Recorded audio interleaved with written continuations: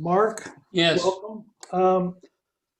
I understand that there was some confusion as to what drawings needed to be submitted by what time, and that Sharon has been trying to work with you, but because of this mix-up, I have not reviewed these drawings prior to the meeting, which if you ask everybody that knows me, I do that very conscientiously. I know you do. So, And just by the way, just as an FYI, she's been terrifically wonderful in trying to help. We submitted late. And the only difference, just as an FYI, between what you have seen before and what you're going to see now are just the details that you asked for. I have not reviewed these drawings prior to the meeting, which if you ask everybody that that's knows, a delay. So Sharon, somehow we're listening to YouTube. I know, hold on. So, And just by the way, just as an FYI, she's been terrifically wonderful in trying to help. We submitted late. And the only difference, just as an FYI, between what you have seen before and what you're going to see now are just the details that you asked for. I have not reviewed these drawings prior to the meeting, which if you ask everybody, that's Claire, you are muted. No, I just unmuted myself. Oh, there you go. Just as an FYI. Okay, so Sharon, do you have that audio worked out yet? No, and it's going to be a minute. Okay. Who's talking? I am on, it's a delayed loop, probably through YouTube. No, there's somebody else in the background that I can hear. Oh, it is you. No, I just unmuted myself. Oh, there you go. Okay, so Sharon, do you have that audio worked out yet? No, and it's going to be a minute. Okay. Who's talking? I am on, it's a delayed loop, probably through YouTube. No, there's somebody else in the background that I can hear. Yeah, no, there's somebody else, John. There's just, I mean, and it's always like they're talking over you.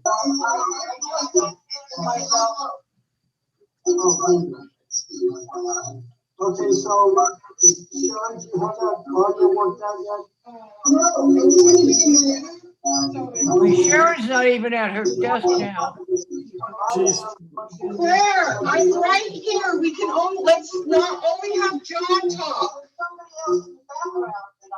Oh my God. Yeah, no, there's somebody else, John. There's just, I mean, and it's always like they're talking over you. I can't close. YouTube.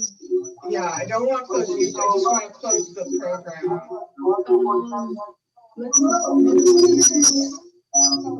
Sharon's not even at her desk now. Claire, I'm right here. We can let's not only have John talk. Okay. Oh my God. No, there's somebody else. Exit full screen. Oh, okay. Right. Okay, so now you can see down at the bottom where it has the Oh, right here, you mean? no, down at the bottom. Down here. Oh, you're so smart. Okay. Which one's YouTube though? That one? It looks like it. So Yeah. you just do the exit. I just need to go. All right, there we go. Is that good? John? Perfect. God, thank God. Thank you, Sharon. Okay, thank you, Sharon. Thank you. If it's Leah, thank you. Whoever did that. Yeah. Okay. So Mark, you were Yeah. saying that the only changes were the details. Is that correct? Yes, there's several pages of details because that's what you said. Look, everything's great. Go ahead and start with your construction documents and proceed. Just send us some details and let us see where you're going with them. And that's what we were sending over to you. So it's about 2 or 3 pages of details that are the only changes in what you're seeing. They're just additions to what you're Okay, seeing. and where are they on the drawing set so we can get there relatively quickly? Okay, well, I'm gonna have to pull down. Okay, John, Dave, they're did probably you see the towards the updated end. set, John, I put in the box file? Sorry? John, did you see the updated box, the updated set I put in the box file? I did not. Nor did I. I didn't have time to see any of this. Well, maybe we can just bring it onto the full board and then have Dave look at it, whatever you want to do. Dave, do you want to try to?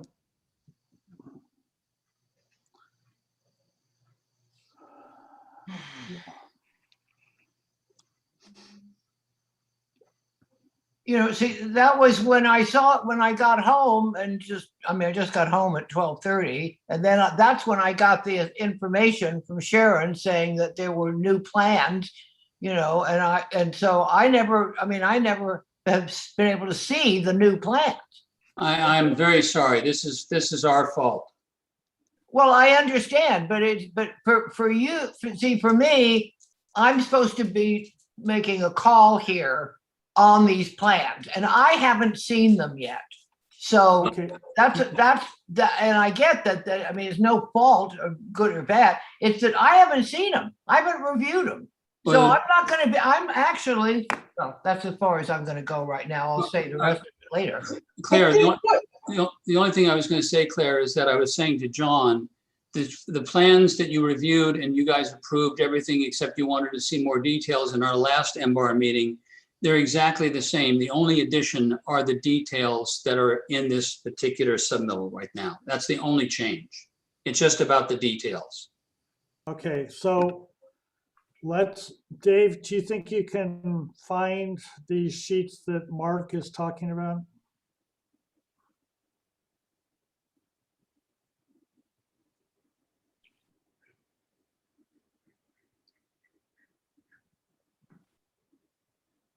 Is this them?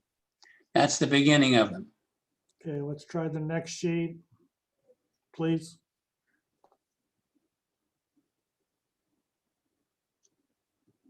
Okay, And the next sheet. please, David.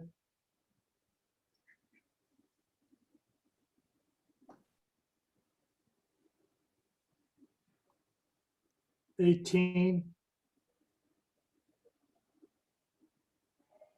Okay. And 19, please. Okay, so no, okay, so David, can we look at the elevations, please? Maybe 15 or 14, somewhere in there. So are you changing the chimney caps? On the ones that we're going to affect, yes. On the ones that we're not going to affect, no. Okay, And but how are the ones that you are going to affect? I don't see any details to understand how that goes. And I don't see any railing details. The railing detail is on page, what is it, 17 or 16, I think. Yes, if you look at that, no, But there's no iron yes. If you see in elevation down below, balusters. in section, in detail number 6,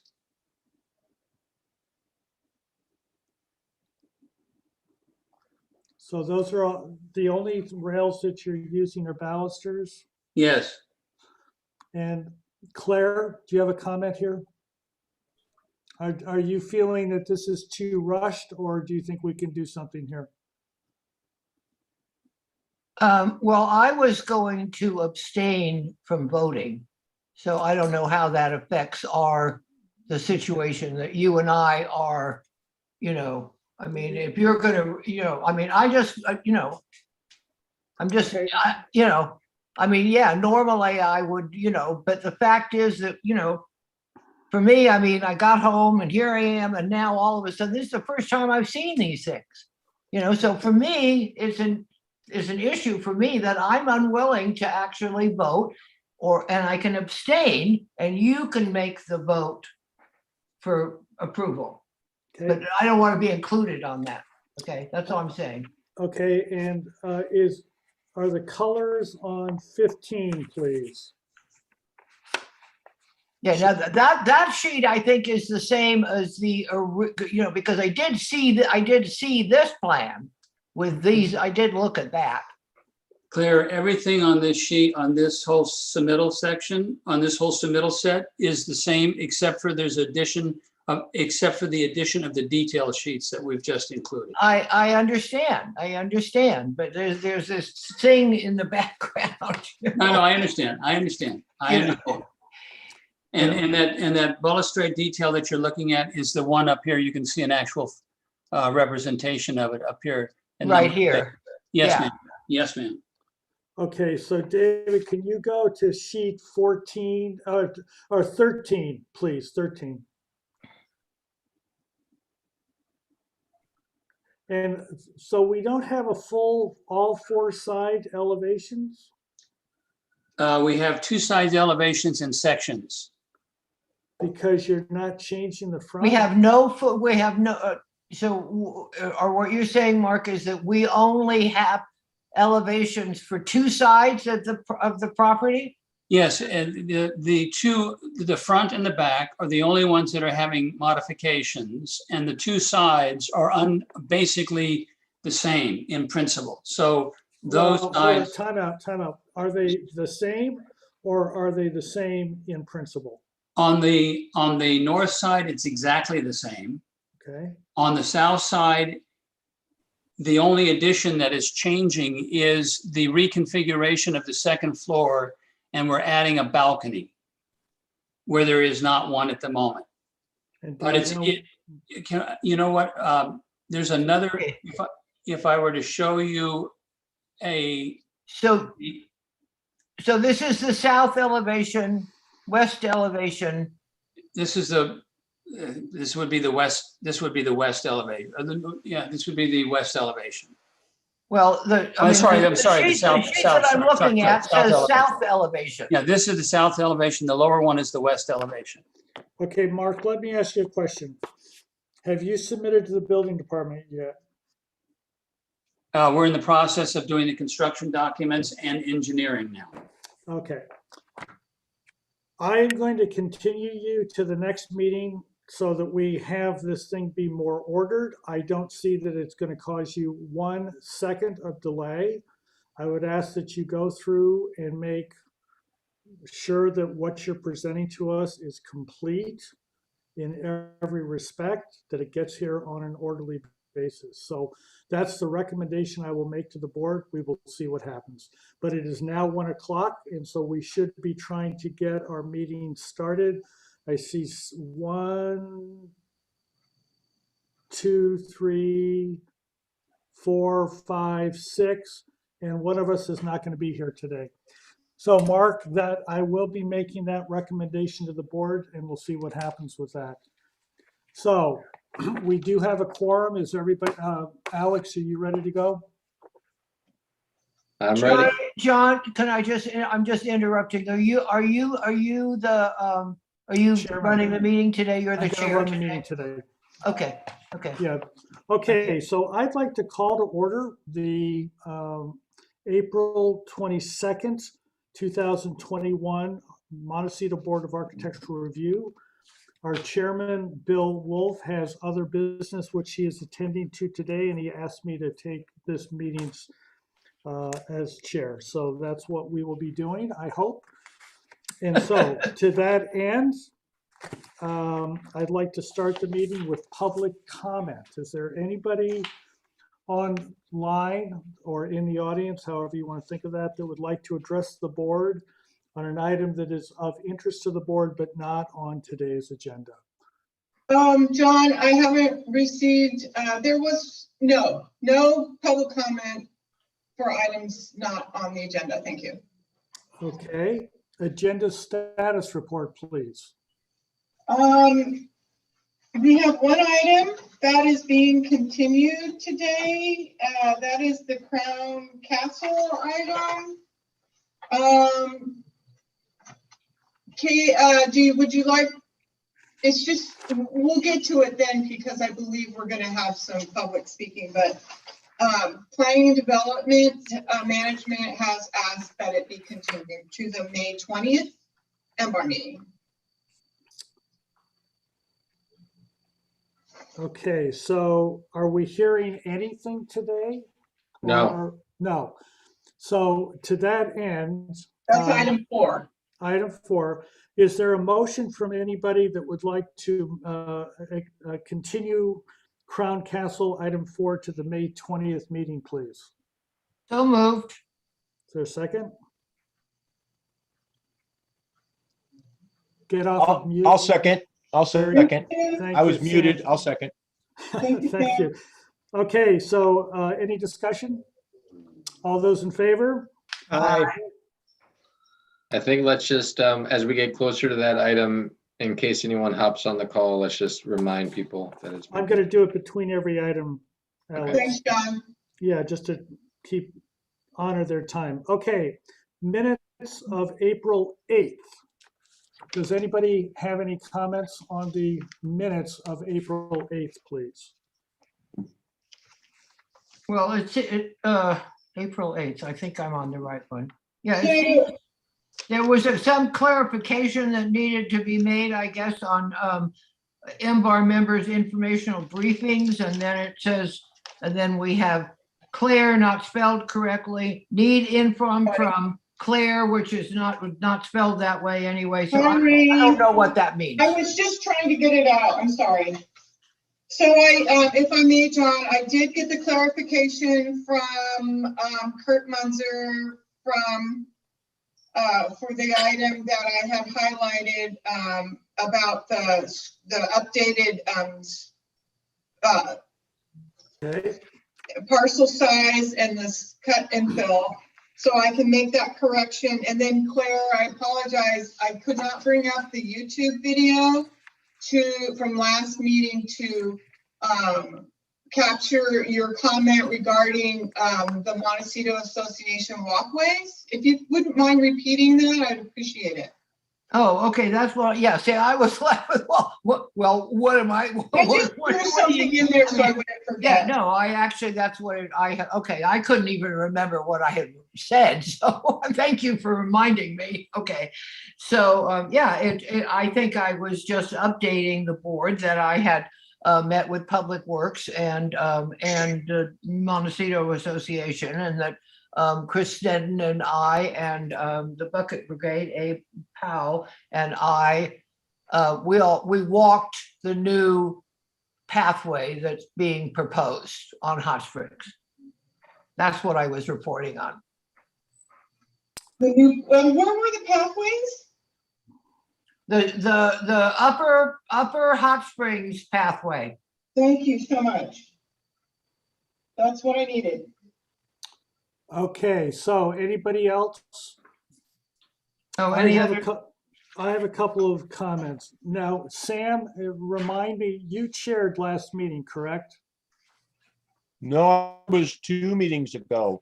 I think Bill chaired last meeting and I was late. I came in at about 2:00 last meeting. Oh, so Bill did do it. Okay, very good. Okay. Yes, the minutes that we're working on right now say that Sam arrived at 2 p.m. That's right. Okay, so item number 1, minor change, comment number 3. I'd like to just add the word at the end, needed, N-E-E-D-E-D. A site visit is needed. Similarly, on item number 3, comment number 1, site visit needed. Comment number 3, provide demonstration of need, and I would like to add with coverage maps and related documents.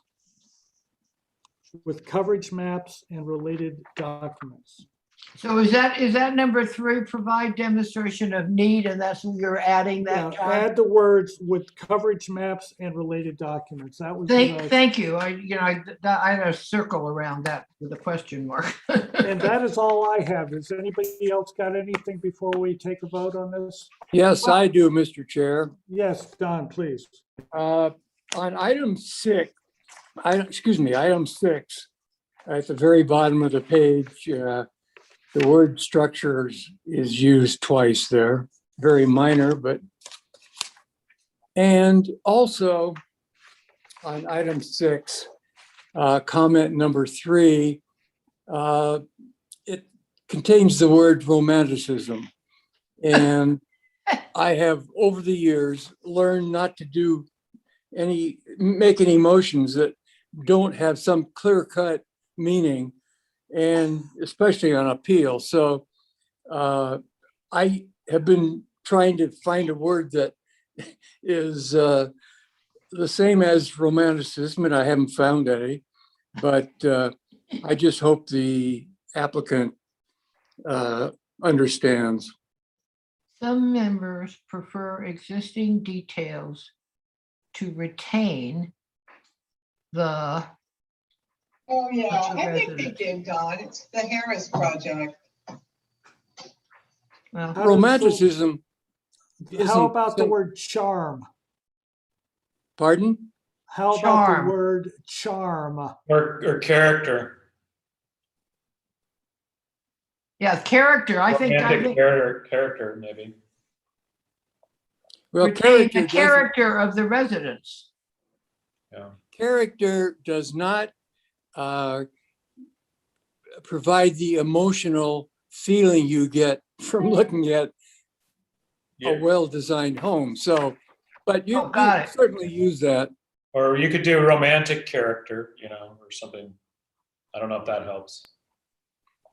I like Well, that. I It's an think age-old problem, believe me. the romantic character nails it. Yeah. That's better. Okay. Anything else?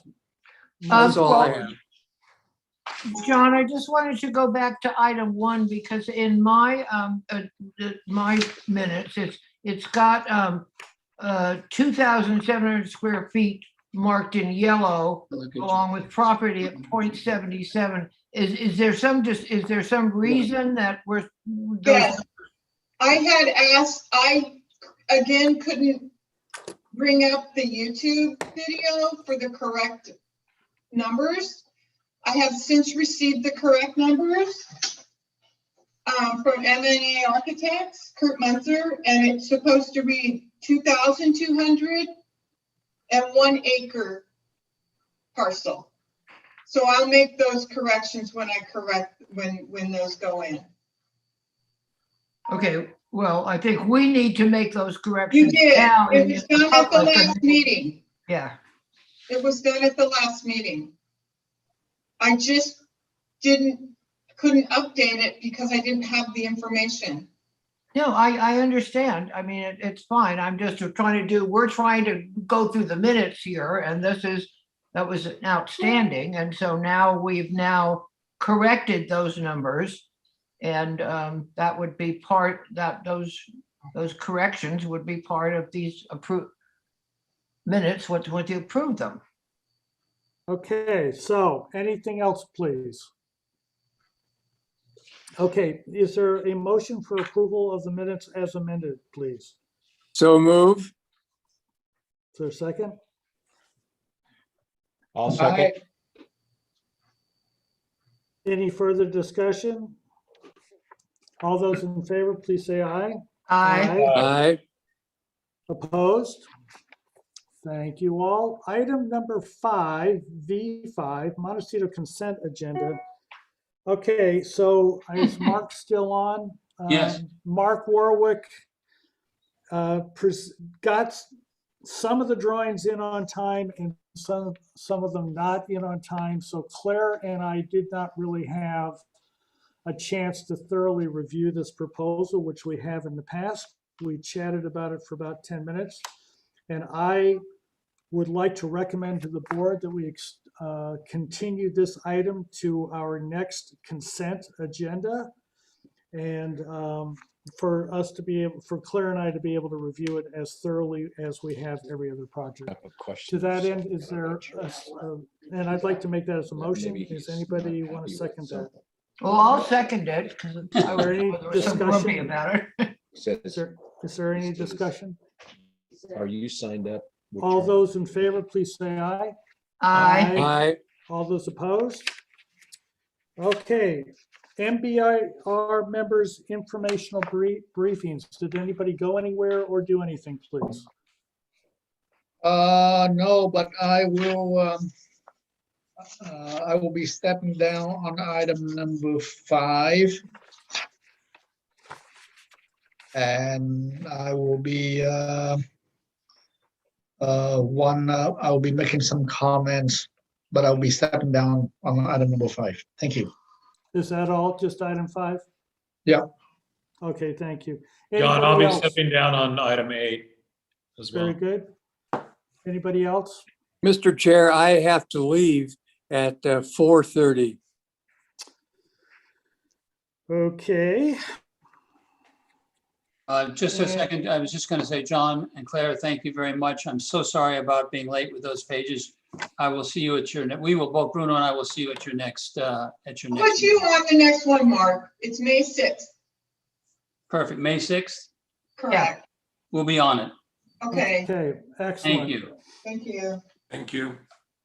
Mr. Chair, Yes. what I meant was I had to leave at 3:30. Okay. Okay. I'm in Colorado, so it's a little confusing from time to time. And then- Whatever. We're on Ember member informational briefings, right?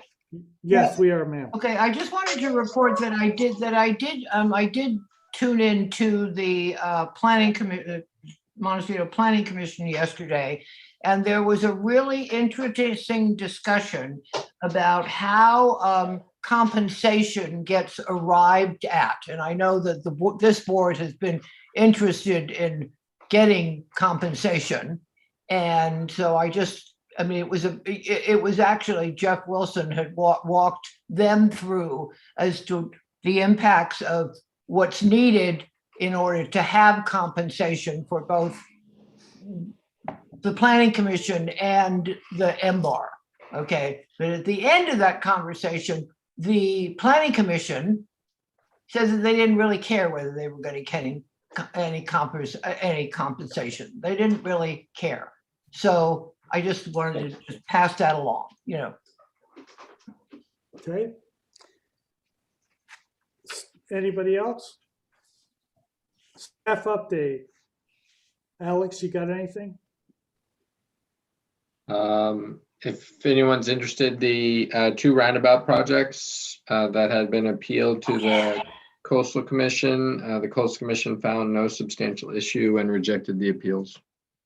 Which project? The 2 roundabout projects, Oh. Olive Mill and San Isidro. Thank you. So Anything else? Alex, that is now going to move forward and, they're starting the permit process now for those? Well, they already have so that was for the permit. So they have approved permits in place. They will be coming back to your board for preliminary final approval. Oh, that's right. Okay, okay. Work through, the details. Yeah, I just couldn't remember where they are in the process. Yep. Okay, standard agenda. Before I get started, I would like to announce again that item number 4, which is Crown Castle, is being extended to the May 8th, is that what it is, meeting? And if anybody was here. May 20th. May 20th. If anybody was here, I wanted to alert you so that you did not waste your time. Item number 1, Evermount LLC remodel at 1627 East Valley Road. Is somebody here to present that? Yes, good afternoon. This is Steve Welton from SEPS. We are the agent for the owners. I'm here with Benjamin Stowe from Rios. He's the project architect. So we were last before you with this project, if you may recall. I think most of the members here were there in March of 2019 for an addition. And the project is under construction. And during that time, the owners came up with a couple of relatively minor changes that we'd like to present to you. And with that, I'll hand it to Ben to go ahead and lead you through it. And I guess importantly, there's no new square footage proposed to the residents. Go ahead, Ben. Wonderful. Thank you, Steve. It's good to see everyone again. It's always exciting to talk about one of these big estate projects. I'll try not to linger too long and be efficient with your time. It might be worth taking a quick look at the vicinity map, if you wouldn't mind zooming in on that, just to get everyone oriented, unless it's unnecessary. So we're just south of East Valley Road, just east of San Ysidro, right past, just east of Live Oaks. It's a beautiful old estate, 7 1/3 acre, but just to get you oriented where we are. And then the next page will have some more sort of context photos for you. Quick site plan down at the bottom. Beautiful old site, it's been upkept really well. As Steve mentioned, last time we saw you, you approved a couple of small contextual additions to the house, and that's coming along well. The site is kept up really well. We're learning the house was built really well, and we have a couple of changes that the clients would like us to propose. And so I was going to go through some existing conditions here. Our sort of area of interest is to the left-hand side of that site plan. North is to the right to keep everyone oriented. So Ocean to the left, East Valley Road to the right. There are sort of 3 main things that I wanted to talk to you about today. Photos 1 and 2 talk about one of the items, and that is a replacement of the existing spa and a larger spa with a cold plunge next to it. And then some additional work on the deck, the pool deck next to it, to help connect sort of the pool deck with the garden below. So photo number 1 is taken from the bottom of the set of stairs. There's going to be plans to go through on this, but I wanted to talk through some information on the photos first. Number 1 is taken at the bottom of the existing stairs, and I'll remind you of this when we get to this page in the drawings. Existing stairs to remain here, but a new set of stairs, we're talking about contextually matching these, same material, same design. You can see up to the right here is the backside of the existing spa. And then if you wouldn't mind, you see some of the balustrade going across here, some nice old stone balustrades. This is the existing spa. It's kind of, I think, a little small, and it's a little cut off from the garden below. If we think, now we're facing sort of south on the property. So beyond these trees, there's a really nice view of a nice succulent garden and a lower fountain, and the ocean beyond, just to get everyone oriented. We're looking at keeping a lot of the same materials. You'll hear me say that a few times. This is a second item. The clients have asked us to add a new ingress-egress stair alongside the garage to access an existing permitted guest suite that you can see on the top left of this photo. This is the area where I'll be showing you a plan. I just want to point out there's the guest house on the top, on the second floor, garage on the left. There's some beautiful hedging that we want to keep. There's a low wall at the back of this that I'll be referencing a little bit later. There's a big, beautiful eucalyptus tree that we want to keep. And there's some nice planting sort of surrounding on this side too. And maybe you could take note also of the guardrails. We'll be looking to match existing for a couple of notes on this. And then at the bottom, if you could go to number 4. Number 4, I always like looking at an overall photo of this project, but the third item that I want to discuss with you today is I guess for context, the left side of this is showing the existing pool area, gardens below. We're kind of facing north to the mountains, obviously. The third item is a change to the house color. And we have some other photos later on to kind of do that, but I want to give you sort of a contextual photo of that. I think we're ready to go through a couple of plans, if you wouldn't mind. This is just a little bit larger site plan, area of interest to the left. I think we could go on to the next one, maybe. And here are the 2 areas that I just pointed you to. North is still to the right. First, we're going to take a look at the garage stair addition at the bottom right of this, and then the upper left is where the pool is, and the sort of existing pool is on the top side of this, if you wouldn't mind continuing. So here's a zoom in, existing garage on the left side, existing sort of pavement in the center of the screen, our planned staircase kind of shown at the top of this. What we're not showing very carefully is a dotted line kind of indicating where the existing hedge is. We want to keep all the existing hedges. We're luckily able to keep the rise and run of the staircase within the footprint of the existing sort of hardscape that's already there, except for a landing on the far right side. We'll land in the grass, but we think a couple of nice pavers.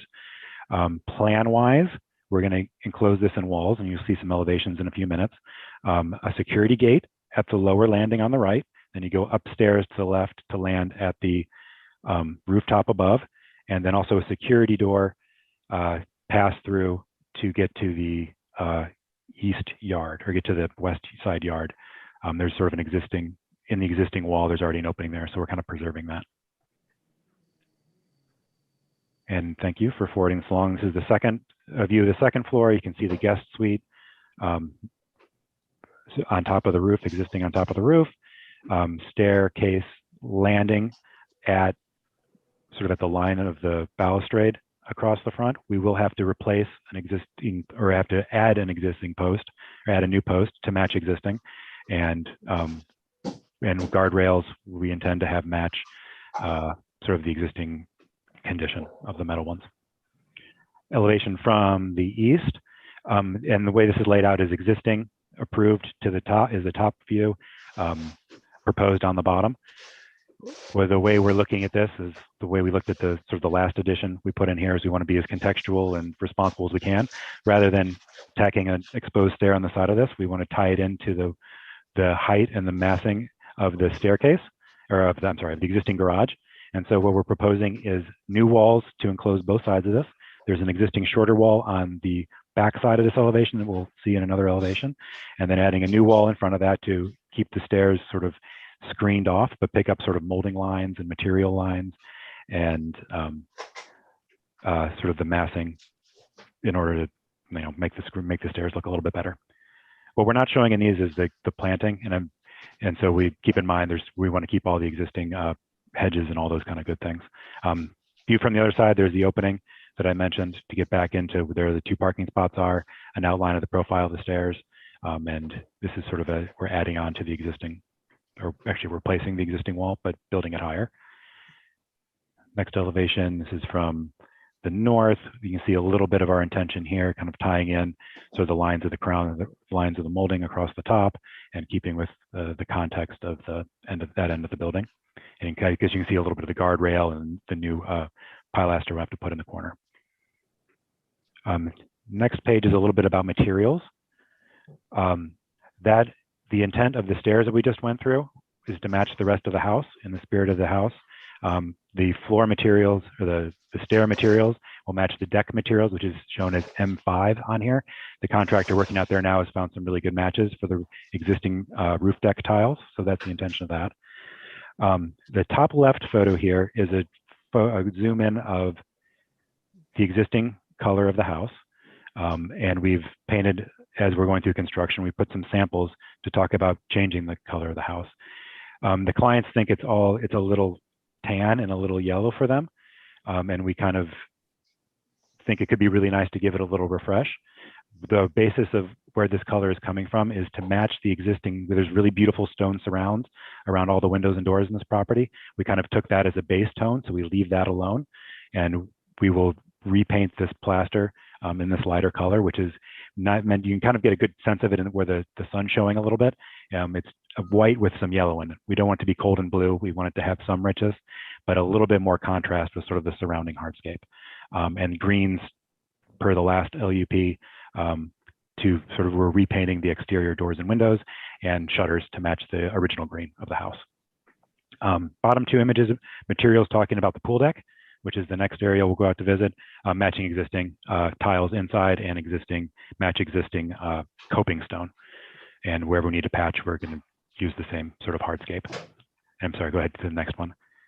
So this is a view of the existing pool deck. So we've turned now north is to the top of the page, existing house to the right, the garden and ocean page south from where we are, the existing balusters, and the photo I showed you is from the bottom of the stairs on the left here, and you can see the sort of existing footprint of the spa there, sort of centered along the pool that's at the very top of the page. Benjamin, while you're on this page, could you show us the pool equipment room, please? There's a pool equipment on the left-hand side of this, where there's an existing enclosure, and we're replacing all the existing pool equipment for the pool and for the old spa. We're looking to utilize it's the newer, smaller equipment, so I think we can fit it all in there. And I understand there could be some concerns about noise. We're hoping that we think all of the new equipment will be quieter than the old equipment, and will conform to whatever the zoning sound regulations we need to. Very good, thank you. That's the area. I'm sorry, one more page. Last page. Proposed changes. Starting from the right-hand side, there's a new stairway cut into the balustrade. Match existing, the rhythm out there is actually really nice. They did a really good job designing this. We think we can fit right in the rhythm of the existing balusters, and cut a new staircase to take advantage of some of the lower lawn that's really beautiful down there. Large existing tree to the bottom right hand, protected in place. No intention of harming that. Idea with planting around these additions is to sort of emulate what's already there. There's a beautiful succulent garden, like just to the south of us on this page, and we'd want to repeat the planting there. Center page is the new spa. It's large. We're taking advantage. We're leaving 2 existing pillars from the baluster, and we're filling into the spa is centered still on the pool that's at the center above, all level with existing hardscape, existing plaza. Both of these will have covers, mechanical covers for safety. And I guess just to the left of that is the proposed location for a cold plunge, which will also be at the same level. Stairs with protective handrails and protective guard. And then, as you mentioned, just to the left of that is our mechanical enclosure that we plan on reusing. And that's what I've got for you. I'd Very be happy good, to answer thank you. questions. Mr. Chair, we've submitted a land use permit application and that's in process with planner Chiaristic, just so you know. Okay, thank you very much. Questions? There's a lot of landscape on this. Let's start with Sam. Thank you, John.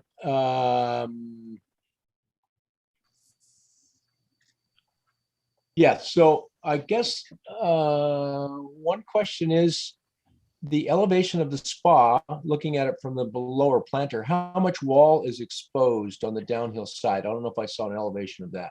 We didn't cut them. We haven't done the engineering on it yet.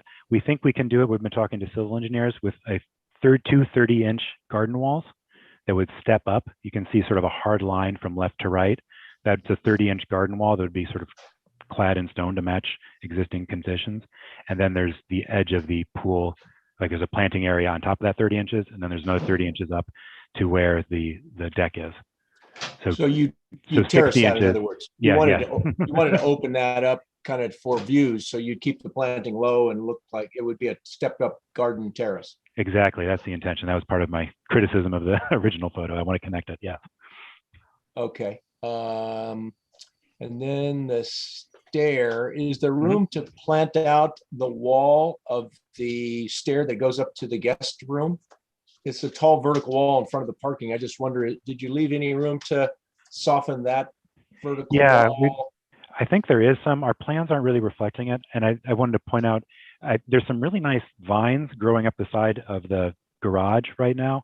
We'd like to either do hedges in front of the wall to the parking side or those kind of vines. And I think there is some room for a planting zone in front of the parking spots that we're showing. It's just, we haven't, this is more architectural than landscape, so we didn't. Okay, no, I got that. So that's pretty much all my questions, John. Thank you. Very good. Don, this is a romantic house. Would you like to comment next, please? Yes. I'm assuming all the guardrails on stairs and balconies will match. On the existing long stairway, there's no handrails currently, but I'm assuming they will all be identical.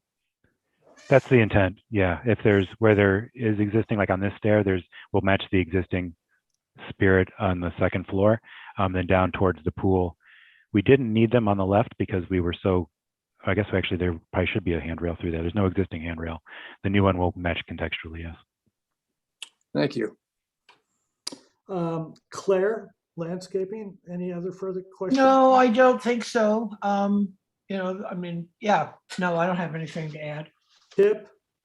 No, thank you. And David Mendro, yes, no? Yes, I had one question.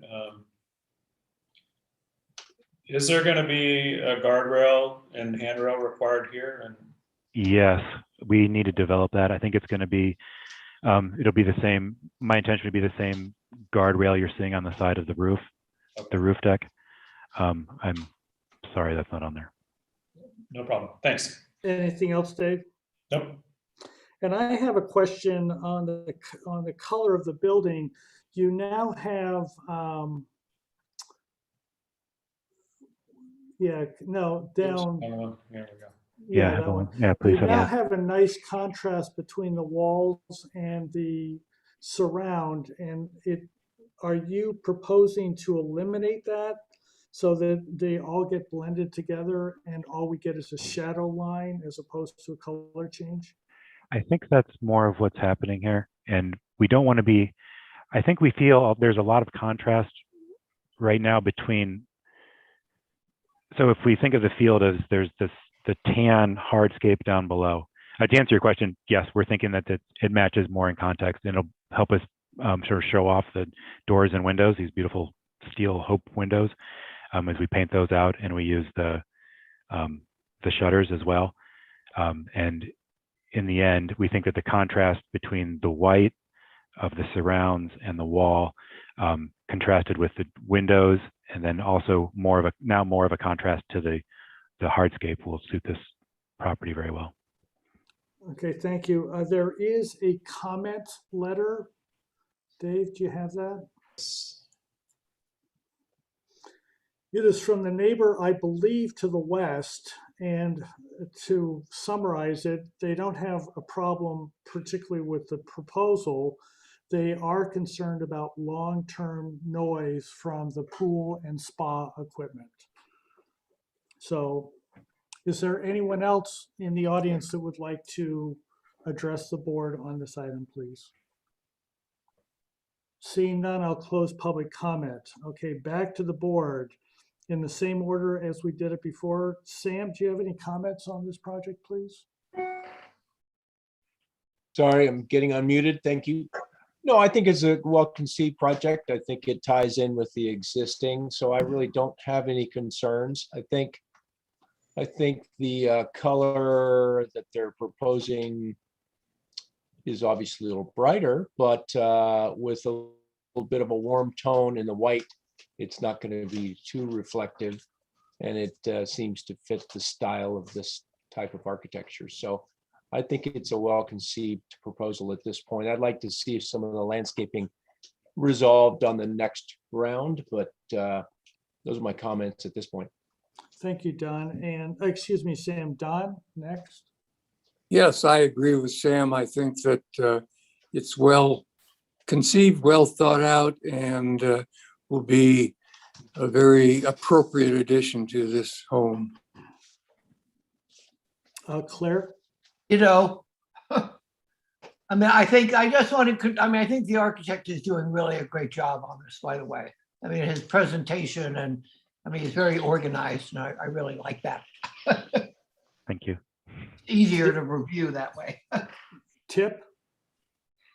I have no further comments to add. Thank you. David? Yeah, no further comments other than next time around, as you said, bring in the railing detail and how you're going to resolve that. But I think it's a great project. I think it's a very nice project as well. I think that you may be losing an opportunity by blending that's what it looks like a very nice surround with the background color. This is your choice, I think, but I'd like you to at least consider that. That's number one. Number two, I am always interested in the neighbors. I am one of the two community representatives on the board, specifically identified as a community representative. It looks to me like the door opening on that pool equipment room is facing the neighbor. I'm wondering if that could be redesigned so that it's facing you or away from the neighbor, and also something on the order of a 6-foot high concrete block wall to really make sure that the neighbor's auditory privacy is either developed or maintained, however you want to think about that.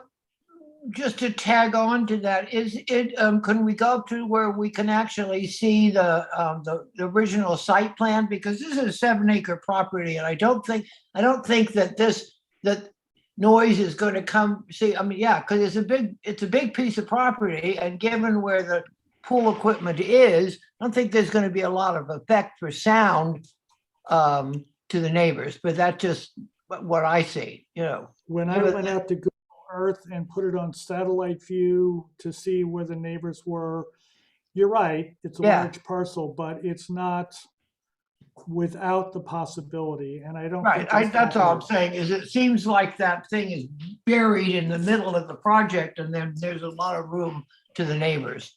Yeah, yeah, I think as you'll see, the neighbors are about equidistant from the main house or they're about the same distance as the main house is from this yard. John, would you consider, since it's an existing enclosure and it's already solid block walls or concrete, I'm not actually sure what it is. What about some louvered doors, some acoustical doors to help mitigate on that side rather than trying to redo the entry? Because there's a lot of sort of landscaping around there.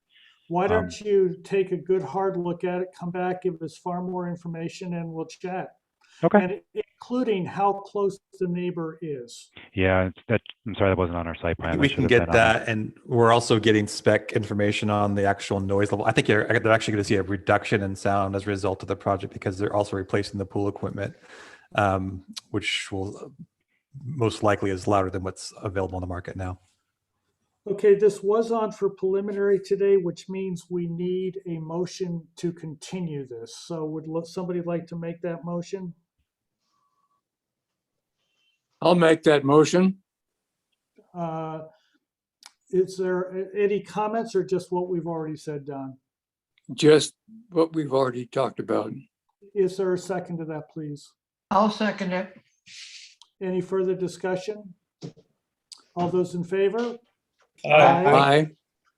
All those opposed? So John, just so I'm clear, we're continuing this to further preliminary, right? Further preliminary to the Okay. full board, yeah. Okay. And if you guys, I would recommend that you start coming in with details and we can take a look at that. If we're headed in the right direction, I think we can get you off to the consent calendar. Do people believe this is a small enough project that we should bring this back for preliminary and final at the next meeting? Or should we look for a two-step process here? Other comments? I believe we preliminary could final compress is it. fine. Yeah, I agree. I agree. Agree with what? A preliminary and final in the next. Preliminary final at the next meeting. Steve, you know all the items we're looking for. Please make sure they all get on there. Yes, sir. Okay, Will do. so we did take a vote, yes? Yes. Okay, excellent. Before we do item number 2, item number 4, Crown Council was continued to the May 20th meeting. If anybody is here, I'd like you to know that we will not be hearing that today. Okay, item number 2, 1508 East Mountain Drive. Mayor, is that how you pronounce that? Is that close enough addition? So Steve, if you or somebody on your team could make a presentation, please. All right. Thanks, John. You hear me okay? Yes, I can. All right. Steve Fort with Suzanne Elledge Planning and Permitting. We have some more folks from Rios Architects here to present this project. With me today, I'm aware that on the call is Craig Schabel, Elisa Reed, and Sebastian Salvato. And just for your information, we do on the team, but not on the call. We also have Bill Spiewak as our arborist, and we're working with Flowers and Associates. This is 1508 East Mountain Drive. It's sort of just below the water tank project, a couple parcels below that you guys looked at over the last year or so. I do want to reread the project description because there's some typos on the agenda, if you don't mind. So we're here for conceptual review of renovation and addition to an existing 2-story residence that will result in a 5,375 square foot residence, demo of an existing guest cottage, new 341 square foot attached carport, new 1,092 square foot detached garage, and a new 511 square foot detached gym. And it's going to involve a 839 square foot partly underground basement. We are at 83% of the FAR guideline. You'll see that on the calculator. We do have an approved conceptual site plan from the fire department, so they're happy with the way things are going so far. We've not submitted for an LUP yet. That's pending, and it's going to be soon after this hearing. And what else I want to bring up? You know, I think it's a really cool project. It's sort of utilizing the existing massing and site layout and kind of going from there. Seems sensitive to the contours and the oaks that are on site. It's compatible with the size, bulk, and scale in the neighborhood. And I think it's also compatible with the water tank project up above, actually. And round things. We're not in HMON, but we do trigger the hillside ridgeline urban requirements, which say if we're over 25 feet, we need a blessing from MBAR to go over 25 feet.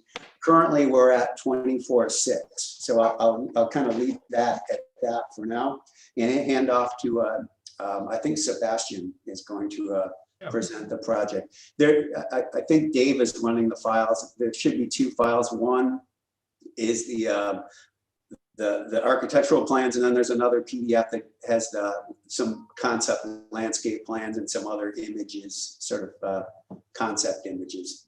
Yeah, thanks. And I'll let those guys take over. Great. Thank you, Steve, and hi. This is the first time I've been in front of you, but my partner, Mark Rios, has been in front of you many times.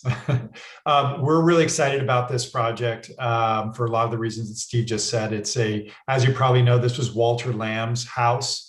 And it has a really beautiful cylindrical form as the main feature of the house.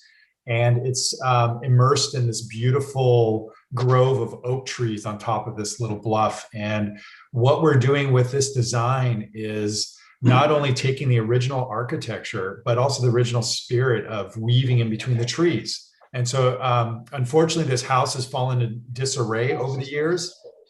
It's also a very bright white paint currently. So we are expanding the home, but very much keeping in the spirit of following the topography and keeping the house very, very low relative to houses in the area, and also weaving in between the oak trees. You can see in these views here how we're keeping that mass really low. We're also shifting the house away from the existing bright white color to a warmer, almost like a buff color that starts to blend with the landscape in terms of the colors of the rocks and the soil that you see in the immediate area. We're using the stone. We're using a lot of natural stone for hardscape, for walkways, and for these small garden walls. And that stone is very much blending in with, the hues and form of Santa Barbara stone. And the view I want to bring your attention to in particular is in the lower left-hand corner. That view really embodies the spirit of the house. And you can see we're not proposing some big fence or big hedge. The carport is on the left, and there's a garage behind a driveway gate on the right. And we're really having the house really blend with the landscape and really letting those oak trees and the stone really come forward. Really let the natural landscape be the primary feature here. If we can go to the next slide. Steve, if there are any specific points you think I need to make that I'm missing, please jump in at any time. This is the plan of the existing house, and you can see in the center of it, it's this large cylindrical form and then these two wings. There's a detached guest house as well. And what our remodeling of the home does is adds an addition mainly along the left-handed wing, and extends out, but constantly following the natural topography. So it curves up and it stays between all the existing oak trees. And as Steve pointed out, we have an arborist already on board and from the very beginning, helping us plan the house to preserve and respect the oak trees as much as possible. David, PDF page number 2 is very good at showing what their project is about. There we go. That guest cottage is going away too. FYI. That's right. So on the right, in those upper two plans, on the right is the existing condition, and on the left is the new condition. Purple being the additions to the main house, red being the garage, 3-car garage, and then pink on the far right is this open carport, which you saw in that view that I directed your attention to. Down below, you can see the existing basement and pool deck with the new basement and pool deck. The basements are very, very similar. The dark blue or dark gray addition in the towards the upper left is a room that's below the garage. So it's partially above grade, partially embedded in the hill. As the hill drops away there, the face of it is exposed towards the view. The pool deck, again, we're following the contours. We're going from the existing condition, which is very rectilinear, chiseled, and we're making the pool deck and the pool blend in with the topography again. We're really trying to make this house and the landscape really feel like it's part of the hill and not jump out, visually.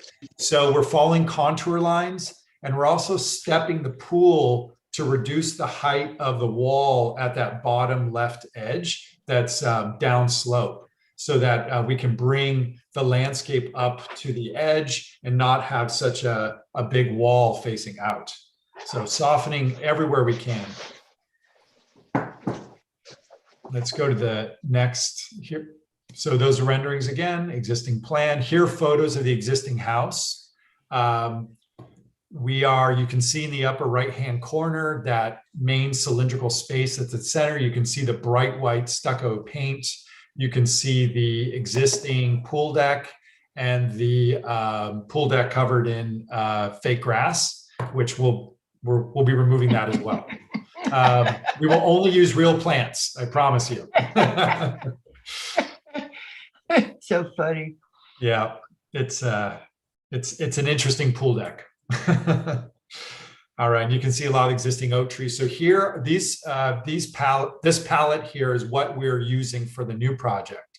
So again, that tan Santa Barbara colored stone, and using that stone in different ways, sometimes in a very naturalistic way, either as a wall in the landscape or as an edge to maybe the driveway. And then a more chiseled stone as you get around to the pool deck and need some steps. And where we have to use concrete for the foundation, we'd like to use something like a board form concrete to, again, soften it and make it start to blend with the natural environment. And that center upper image is a plaster. So we would like to use a plaster. So it adds sort of a model texture that also starts to feel like a living material rather than a flat painted surface like what's there now. Some site sections showing you can see the section of the hill, and you can see all the oaks and how the house really gets immersed in the oaks, and really, as it slips and weaves between the oaks, it really lets those oaks come forward. And that cylindrical piece, which is existing, remains the one prominent piece. So really trying to maintain that the spirit of the original Walter Lamb house. And even we're actually taking it further by having it weave between the oaks even more than the existing house. We can keep going through these unless anybody has questions. Well, we'll get to questions when it's our turn. Yes, fair enough. All right, here's some sections. You can see how the house is, how the lower level, I think the most telling thing in here is our heights. We're staying below that 25 feet. And then also, we're really not cutting into the hill that much. You can see in the central section number 2, the lounge over in the lower left, that's existing. And we're maintaining that, and we're not extending any further into the hill. Did you provide us with landscape plans? Yeah, I'm getting to those right now, John. Very good. Thank you, David. Thanks, Dave. And then, Mr. Chair, I would like to go back at some point when we get to questions so I can kind of understand the discrepancy in the agenda posting and what we're actually seeing. I don't quite understand what we're here. Okay, great. I'm waiting for questions. And we're on Let's finish the landscape and then we can go. Yeah, let's go to the landscape. Great. I'll try to get through this as quickly as I can. So this rendering of the landscape plan really shows you that, you know, the spirit of the landscape, it's very naturalistic, a lot of native plants, maintaining not only all the oak trees, of course, but there are a couple of other trees on site that we want to maintain, existing trees, a couple of palms. And then we want to create this network of pathways that are not all hardscaped. You know, some of them are DG that really sort of weave through the native plants.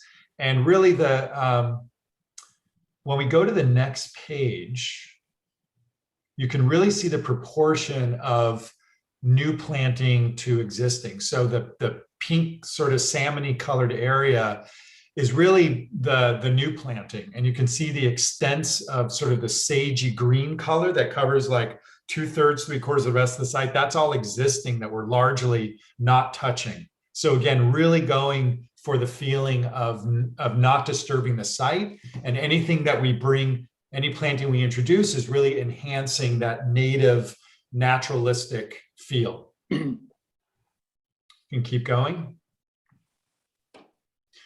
Again, this view, this time calling out the plants a little bit more development on the plants. We want to have undergrowth underneath the oak trees. We want to work with the existing boulders. We want to have some native plants that spill over the edges of walls to really blend, soften this house and really blend into the landscape. Next image. Again, here's some, you know, ideas about the kinds of plants we're talking about. Green, this client in particular just really likes deep green colors. And then you can see the stone again, how it'll appear in the landscape, sometimes as gravel in the driveway, sometimes as sort of flagstones, and then sometimes as a rough retaining wall, but all feeling really naturalistic. Next image, please. Here's a view. Again, this is a great shot to show you two things: how the house weaves between the oak trees and slips behind them and disappears, and also the coloring that we're going for that really blends into the hills. More flavor and look and feel for our stone. And you can see the upper image in particular is very descriptive of how we're treating that pool. Again, stepping it down, making it feel not this bright white, you know, plain in the sun that reflects a lot of sunlight, but a warmer color that won't be so reflective. And next image. I think that's all there is. Thank you. Great. There. Yeah. Okay, so members, thank you very much. Members of the board, questions. Claire, I will get to you, but I'd like to start with Tip this time, if I may. Yes, Dave, can you go back to the first page, the renderings? Architecture or Yes, architecture? architectural renderings. How's that? Keep going to the. Oh, the 3D renderings. dimensions. Yeah, those photo ones. Yeah. Yeah. Yeah. Okay, so my question would be on the right, the middle one. Are you proposing a new breezeway? What's that image? What is that? Is it mirrors or? No, that's basically a steel framed window system. So you're standing outside of the house looking through the glass into the hallway. Oh, that's a new wing that you are adding. It's an extent, yes, it's the extension of the existing wing. And the door system, the window system is what, metal? Yes, it's metal. We'd like to use steel. All right, thank you. Sure. On to landscape, Sam. Well, I'll pick up where Chip left off on that wing. Did we see an elevation of the other side towards the west and would be facing the neighborhood to the? Yes. You can see it in the lower right-hand image right here in the rendering. Here. Lower right hand. Okay, so that looks like it's the south kind of rotunda centerpiece, but I was wondering about the wing. I guess Right. on the left-hand side, that wing Where is tucked in. Dave's cursor is. Yeah, here. Okay, I'm just trying to wonder, it's tucked inside the oaks, but you don't have an elevation drawn of that Yeah. side. We do. which is your new proposed side. We do. It's either page 10, 11, 12, one of those. Since that's facing downhill, I want to get a idea Yes. of what that looks like. So number one starts to show that to you, and we've mapped out every existing tree. So those trees are in the correct locations, and we might have another elevation that keeps going around. West elevation? Yep, there you go. That's it. If you zoom out on that one. So that's your lower kind of daylighted basement area, and That's your right. upper wing, and its fenestration is a lot of rhythmic windows, similar to the other side, right? That's right. That's right. And as a detail, we do change the width of the windows. You can see they get narrower and wider. But essentially, it's solid glass, isn't it? It's mostly glass, yes, because it's hidden behind, a lot of it's hidden behind oak trees. Okay. That's my questions. Thank you. David? Yes. Oh, I don't have any questions. It's a nice presentation. Claire? Yes, I just want to go back to try to understand here. On the agenda, it says that we've got a detached gym, but in going through the presentations, the gym is in the basement. Is that accurate? Yes. Okay, so we Well, don't have a detached gym. We just have a new gym that's in the basement of approximately, okay. Then the other thing that I was wondering about is that the second sentence of the agenda says a new detached CARE of approximately 1,092. What is that? A detached what? Thank you, Steve. Thank you. I can address that, Claire. And that's why I reread the project description. It got, something happened and there's typos in the agenda, the printed one. The new 1,092 square foot is the detached garage above the gym. The house itself, again. Detached or attached? Let's go to page 2. I'll show you. Oh, can Thank I you. interrupt here for a minute, John? Excuse me? Can I interrupt for a moment? This is Sharon. Yes, Sharon, go ahead. So, Steve, when I do my project description, I go by the information that's on the application. I understand. It was. So let me finish, please. Okay. So on the application, it says 511 square feet detached gym. Yep. So how am I supposed to do that when it says detached gym? Also, Understood. it says a carp, and then it says 1,092 square feet detached garage. There's nothing about anything being on top of the garage. When people fill out these applications, you need to be please very clear. I don't read the plans. I don't go in and read plans to make sure that something's on top or this isn't really a gym. I just go by what's written. Okay. Okay, thank you. Thank you, Sharon, and I hope that you and Steve have a chance to clarify that before our next meeting. We will. Yeah. It was a mistake and we need to move forward. Well, it needs to be clarified on the application to begin That's with. fine, you're right. Okay, fine. So back to my question then, is that, am I looking at a new detached something or other of approximately 1,092, Steve? What is it that I'm asking here? What is that thing that's 1,092? If you can zoom in to the top left of that sheet, The reddish portion. Yeah, it's, So that's that's an attached garage, not a detached, right? Between the red and the purple, there is a stairway, so it's not Oh, technically. got it. Okay, thank you. Okay, And thank below, you. below That's kind the of red, terrible. below the red is where the gym is, the 511 square foot. Got it, but that's underneath the house. It's underneath the red detached garage. Oh, it's underneath so that's why you're calling it a detached gym, because it's part of the detached garage. Thank you. That's all I need. I just couldn't figure out what it was you were talking about.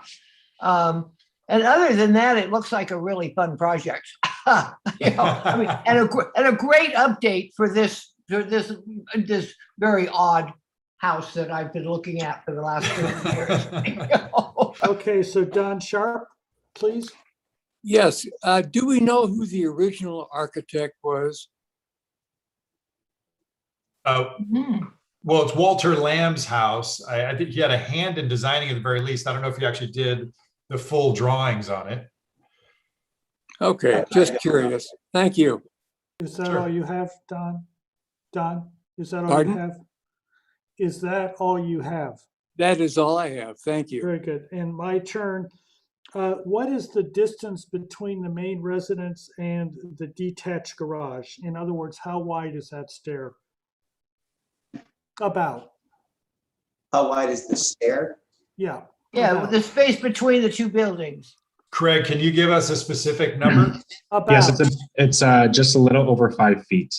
Very good. Thank you. That's the end of my questions. Do we have public comment on this project, please? Is there anybody in the audience that would like to address the board? Okay, seeing none, I'll close public comments. And then back in the exact same order as before, commenting, Tip. Yes, I have been up to the house and I'm fairly familiar with the existing house, and I think it's a sensitive solution. It's understated, and I need to see a little more detailing as coming back for preliminary or final, and I definitely can support the project and move ahead for perhaps after the land use permit, or get the plan and come back for preliminary / final to the full board. For both of them, you think? Yes, thank you. Excellent. Sam, do you have any comments, please? Yeah, I too like the direction. It's in keeping with the original style and feel, and I like the landscape infill of what looks kind of like it's been unmaintained or left denuded over time, and so repairing that front slope and making it blend in, and the indigenous look coupled with this modern turn of the century look is very interesting. I had one quick question. In the FAR of the additions and the new square footage, are we within the right percentages? Because we didn't review that, or I haven't had a chance to look at that sheet. Can you just summarize the FAR? Is it well under, or is it 83%? 83. It's way under. 83? Okay, I Yep. was just, I was not seeing that in the presentation. I just wanted to verify.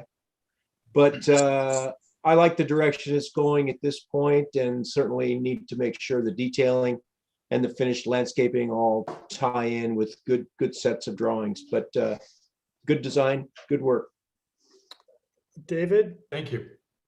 yeah, I really appreciate that you're respecting the existing house and not just tearing it down and then taking it to the next level. I think it's a beautiful project, and I think one of the things about being sustainable is adaptive reuse of what we have, and I think this is a nice example of that in the way you're preserving the oak and taking everything that's a positive there and enhancing it. So I can definitely support the project coming back with the details and things for preliminary final. Claire? Well, I agree with all those, and the only comment that I wrote down to myself is I would like to see, when you bring back the landscape plan, along with everything else that you're coming back, that we have a kind of, in these oak extent, there's the oak part of the landscape, not what you showed us at pink, but I'd like to see you really be looking to see how, underneath these oaks, blending from some of the plant materials, very few that we've seen, that you actually start blending into like more sort of native plantings rather than bringing in other plantings from the outside, especially in that lower area so that there's not a separation between the oak forest and the landscape.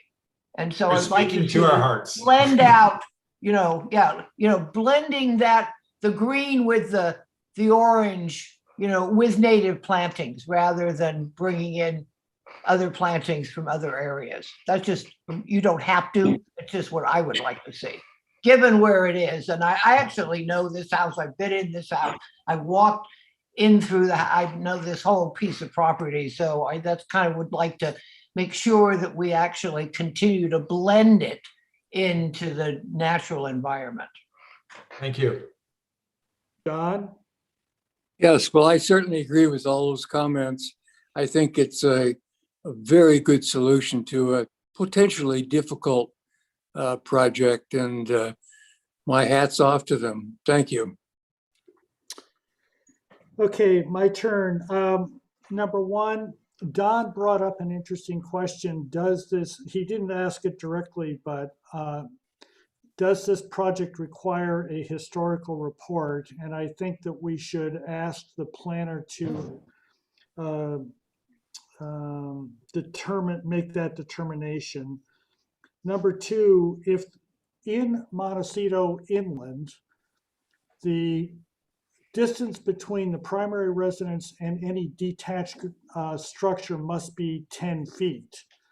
So if you're at 5 feet, you're either going to have to figure out how to connect that, and then at which point it becomes an attached garage, or you're going to have to figure out how to get it away for 10 feet. So to a total of 10 feet. So that's just kind of a heads up. Now that those technical issues are taken care of, I think that this is a very, very nice project. I think that it's brings a unique architectural style, and sometimes styles become rigid. This one, I think, is going to have a very fluid feel to it, which I think is appropriate to the site. And so my hat's off to you about that. Now, when we say preliminary final, many people think that final drawings provide 2 or 3 details and you're good. In fact, this board basically wants you to come in with complete drawings. And so if you want to do it in 2 steps, we're happy to have you do it in 2 steps. If you want to do it in 1 step, you can, but all of the lighting, no uplighting into trees, low voltage, night sky compliant, all of the windows, doors, roof eaves, chimneys, if you've got any. I didn't see one, but there might be one on here. How is this building going to get built? So having said that, I think it's an excellent project. We are on for concept, so there is no motion. I'd like to thank you and look forward to seeing you when you come back. No, are we recommending that this come before the full board? Oh, absolutely. Okay, fine. I just want, because Tip did the preliminary final in his conversation, and I just want to make sure that we're not moving this all the way through without us seeing the project again. No. John, can I just make one planning comment? Please do. In addition to the 10-foot separation you mentioned, have to also look at, I believe in Montecito, the requirement for detached accessory structures is no greater than 800 square feet. And you're thank you, Alex. I was going, okay, fine. I guess this is okay, but no. So in other words, Steve, you're going to have to find a way to tie these 2 together. Okay. Or separate them and make them smaller, but yeah. we'll figure that out with our planner. Okay, excellent. Okay, I am sounding like a broken record here, but item number 4, the Crown Castle project, has been continued to the May 20th hearing. If anybody is here for that, we just wanted to let you know so you don't waste your time. Item number 3, the sharp covered trellis, 80 Virginia Lane. Who would like to make a presentation on that, please? The person who needs. Gail, is it you? Okay, very good. Can you hear me now? Yes, we can. Yes. Thank you. Push the right button. I'm Dale Pecaric from the Fine Line, and this is a project we're trying to abate a violation of the covered trellis area that's before you. And it was built approximately 2 to 3 years ago, and over an existing deck, which I don't have a history on, but is soon to be built in probably the 1950s or 1960s. The trellis that we have was brought about as a zoning violation because it protruded into the side yard about 11 inches approximately. So we're looking to pull, our proposal is to pull the trellis back the 11 inches and get it into conformity. When you're looking at would be, in that photograph would be on the right-hand side. There's one in front of the residence on the light gray roof. Oh, take it back. That's the one. 80 is, you don't see it because of the tree. It's buried under the tree there. It's up, there it is, right there. That's the area that's in question. So what we're proposing to do is pull the trellis back the 11 inches, cutting off any of the tails that are on there, and then moving the posts inboard and onto the deck. They built the posts proud of the deck at the original construction. So we'll just pull it back in, set it into the deck, and with hopes that your committee will approve the trellis as shown on the exterior elevations, which would be the third sheet, A3. That one there. Do you have any photographs? I do believe I submitted photographs with this. There they are. Yes, and once again, you see the post and beam construction with the awning standing there. Those will be coming inboard of the deck system and the railing system.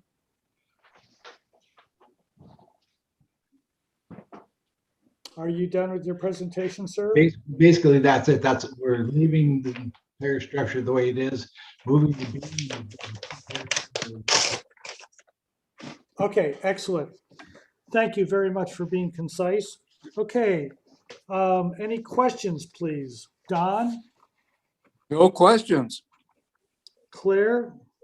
Yes, this is portrayed as a trellis, except it seems to have a roof on it, which is normally in my world, trellises don't normally have roof. So what is this going to be an open, I mean, is it going to be a trellis or is it going to be a covered structure? And then in that case, it looks like it's corrugated something. It is a covered structure, and it should be denoted as a covered structure. It was proposed and told in the documents for the enforcement as a called out as a trellis. So we just follow the enforcement to abate. So it is covered and it is corrugated metal. And what color is that metal? It is a tin. It is the steel color. It actually is a corrugated. Okay. Yes, okay. it is. Thank you. Okay, Dave? Yeah, I just want to, it looks like from the photos that the trellis or covered patio isn't visible from the adjacent neighbor because it's well screened by a existing hedge. Is that And correct? there is also a hedge along the street, so which is almost as tall, but Okay. And is this hedge on your property? part is, it's hard to say. It's one of those 1950 issues, whose hedge it is. It almost splits the property line. Thank you. Sam, please. Yeah, so Dale, does the elevation show that it's covered? Are there anything that notes that it's Yeah. covered? Because I see the elevation look like it was just rafters, beams. It's right there, just at the roof plan. There's the corrugated right there. Oh, I see it. Okay. And so it pitches slightly to drain, I'm sure. It's got a little Slightly, yes. cant to it. Okay. No other questions. Thank you. Tip, No questions. Thank you. and my one question, did you do an FAR study on this project? Yes, it's on sheet. There it is. And is the trellis included in that? I do not believe it is. Well, the 160, it shows 160 feet. Okay, and that's it? Yes. Okay, very good. Thank you. Public comment. Is there anybody here that would like to address the board on this issue, please? Seeing nobody, I'll close public comment. Members of the board, comments on this project? Don?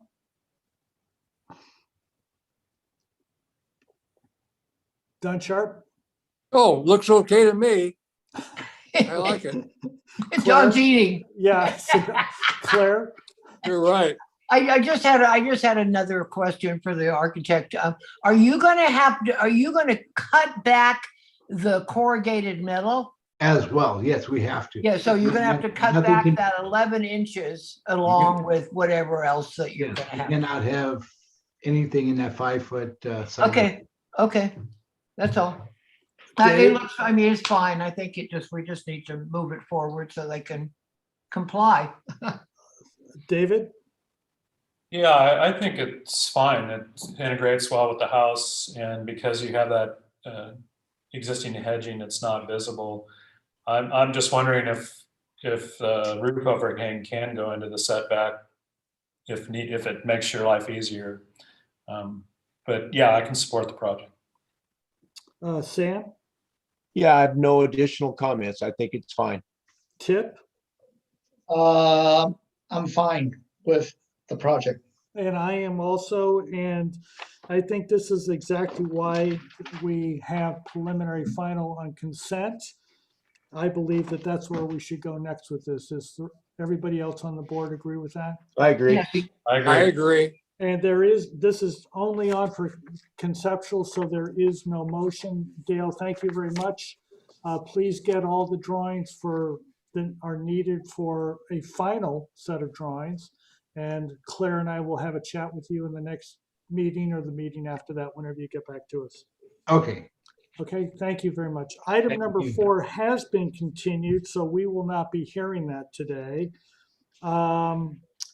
It was on for conceptual, so we do not need a motion to continue it. Item number 5, 1071 East Mountain Drive, the WB Real Estate LLC. Tom, are you here, please? Tip Yes, I is am. out. Thank you. Tip is out on this item. So, Yes, I Tom, am. yes, I know. I just wanted to announce that. So, Tom, if you'd like to get started here.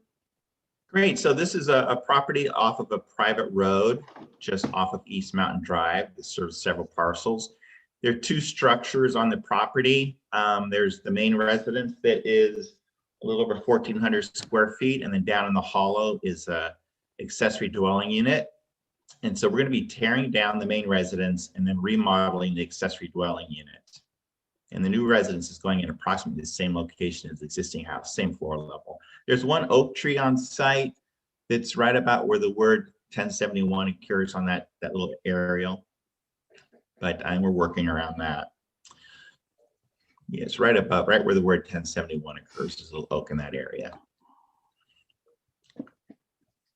So in terms of our project data, the existing house, like I say, is 1436.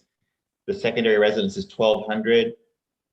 The way that we're working the project right now is we have a detached garage, a detached residence that we're keeping and a detached cabana.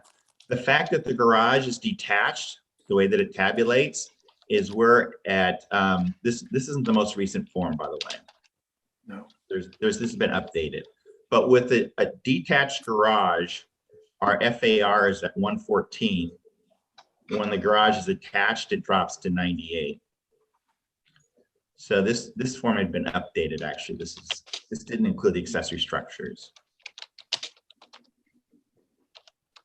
So that's something we talked about with the owners. If the 114 number is problematic, we will happily attach the garage to bring the number down to 98%.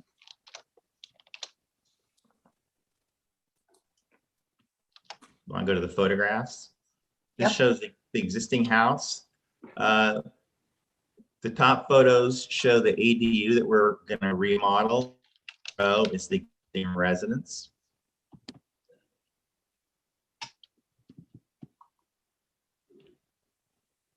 And then the bottom photographs show some of the site context. Great, you want to go to the survey? That's good. So this shows the unusually shaped lot. So like I say, the existing house is coming down approximate same location. We're going to abandon the drive that serves the secondary residence. We're going to keep the one oak that's on site. And that's the only protected tree on the property. Can you go to the next one? David, I found these drawings a little hard to read, but I found that the landscape plan was extremely easy to read. That's PDF page 31. And Tom, if you don't mind to make the architectural presentation, I think it's just very clear what you're doing there. Yeah, sounds good.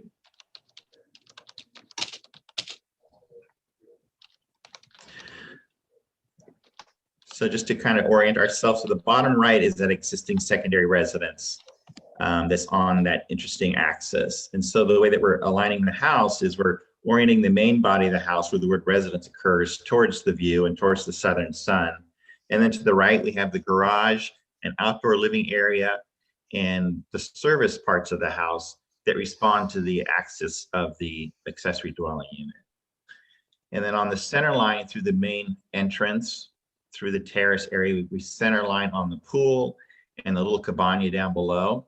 And it drops down quite a bit in terms of floor level because the lot drops in this direction. So we have a series of terraces that go down from the main terrace down to the pool and into the ADU.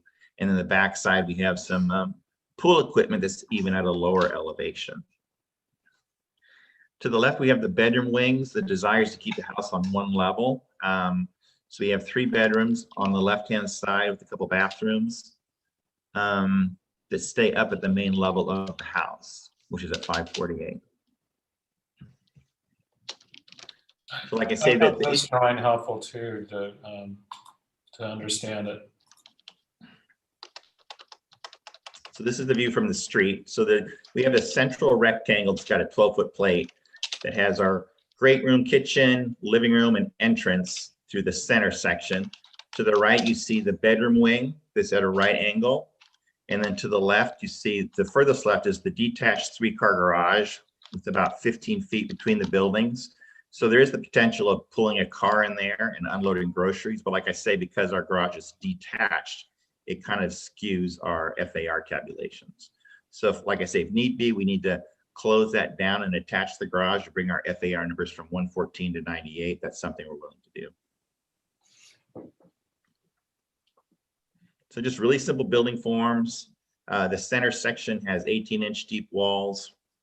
We're looking at steel units in the center section, and then probably metal-clad wood in the other areas.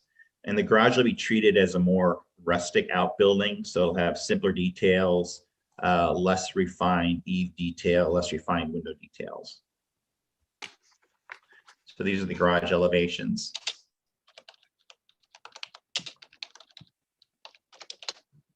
That's the side elevation facing a very deep hedge. This is the courtyard elevation facing over the top of the pool. And then we also have the street elevations above that. You up on. So that's a 1/4 inch partial elevation looking out over the pool with the center door section and the arches flanking to the left. And then on the street elevation, we have the same center door configuration, and then we flank the arches in pairs on both sides.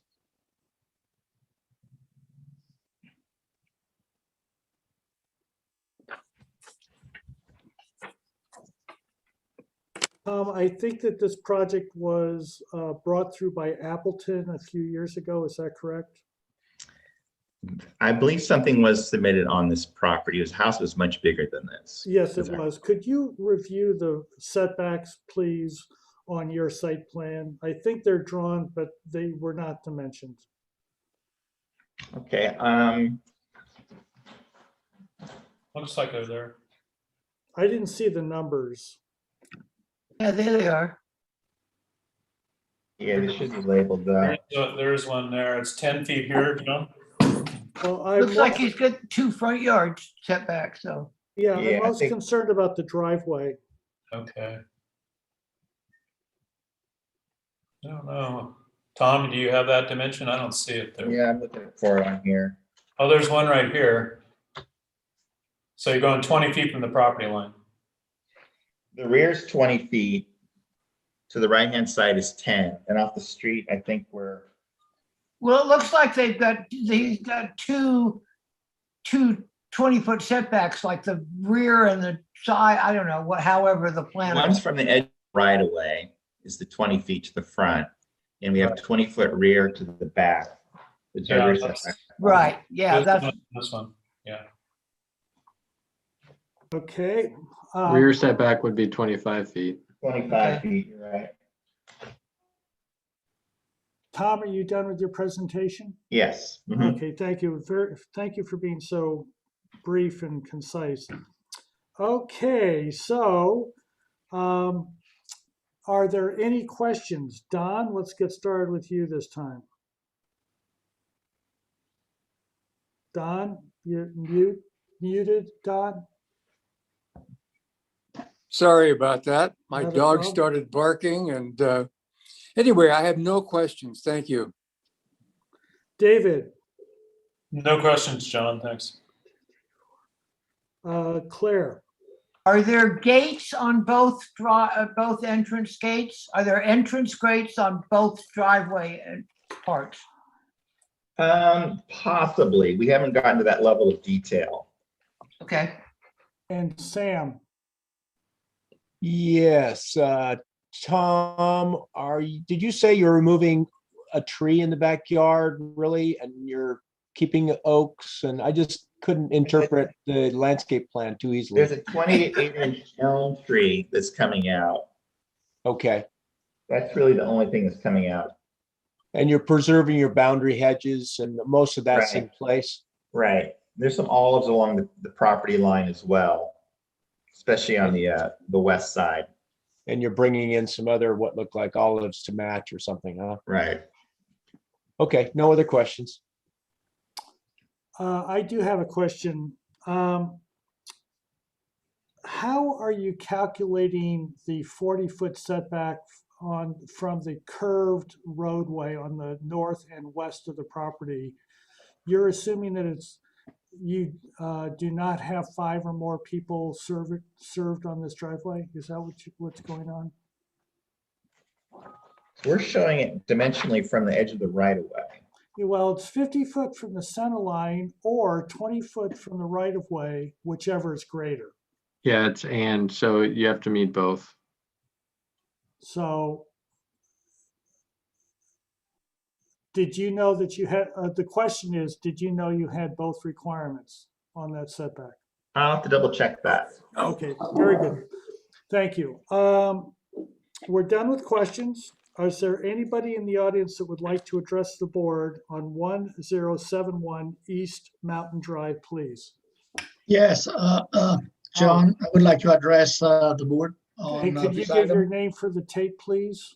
Yes, my name is Tipkum, and I have some comments. I would like to, obviously, I think the house is nice, it's modest, low-key, but I have some questions that I think, and Mr. Chair, I think you raised the issue, and I think the applicant needs to talk to the planner. And the question number one is that because I know the neighborhood that this side here, there's a private road, and it serves 5 houses or more. So the front yard setback had to be 50 feet from the center line of road.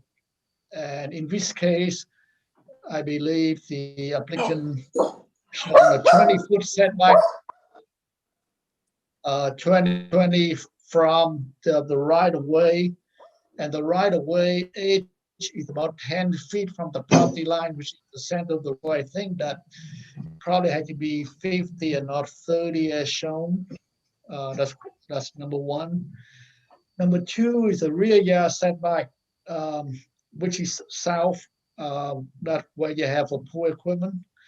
And I believe because this is such an odd shaped lot, that probably be a rear yard setback, and that should be 25 feet and not 20 feet. So that's number two. No, it's 25 feet. He's Yeah, got it that's on the what- plan as 25 feet. No, I say 20. Oh, okay. It's 20 feet right there. And number three, which get to the issue of the pool mechanical equipment, which is, either way, is in the rear yard setback or either 20 or 25 feet. And then the next comment I have is that on the west elevation, which is the master, right there, that's a master bathroom, I believe. And as the applicant mentioned, this is a flat house on the slope site. Because of that, at that point, that elevation is practically 21 feet to the top of the roof. Not this one, the next one. And if the house is set back only 20 feet from the road, that might be, unless you need a lot of landscaping. West elevation. Keep going down, Dave. Another, okay. Yeah, there should be a west. Yeah, that's it. And so at that elevation, since it's a flat house on the slope side, the ridge is 21 feet above finished grade. And that could be potentially, if with some screening, that might be fine. But if it's only 20 feet from the road, that might be a little too close. And I think is I know the site had a beautiful tree right in the middle.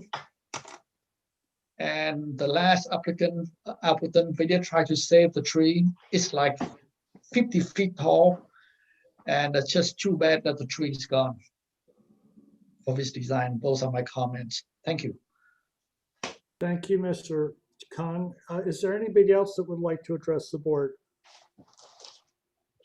Okay. I'd like to close public comments, and I'd like to have the board comment, please, starting with Don. Thank you. I agree. It's a very modest, essentially one-story, very calm house. And I would have to look into Tip's comments to further assess the whole project. Okay, thank you. David? Yeah, I think it's a nicely conceived design, the way it fits on the site, the scale of it. My major concern before we go any further is to verify the setbacks, which has already been brought up. I think this lot may qualify as being more of a triangular shaped lot where you would have a front yard setback, 2 side yard setbacks, and just this corner back here would be the rear yard. You might look at the zoning code for that, but I think before we go any further, you need to verify your setbacks.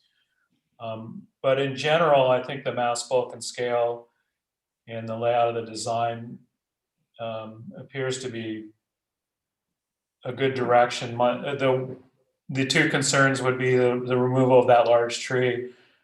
We haven't seen any photos of that or what's entailed in that, and I would want more information and justification for that. And also, as the site slopes and the house is getting taller, how you're going to mitigate for that, either with landscaping or stepping the house or other options, or demonstrating that there's the proper screening so that's not going to unduly impact the neighborhood. But I like the look of the house so far. Don? Pardon? I'm sorry. Claire. Okay, so just to remind everybody, we saw another project on this, maybe 2, maybe 3 years ago. And Tip's right, it's on a private road.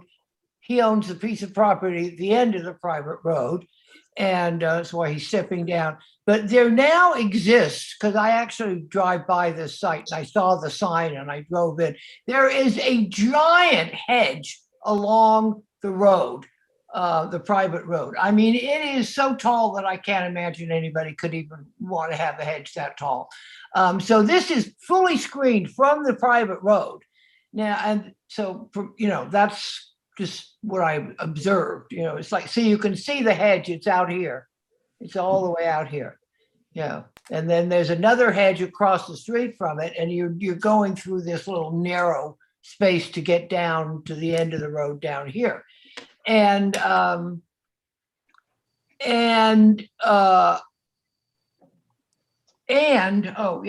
other thing that I wanted to say is, as far as the setbacks are concerned, that's a planning issue, and it's not really, I would recommend that you get with your planner to figure out whether you've got the appropriate setbacks on the drawing, because that's not something that Ember talks about.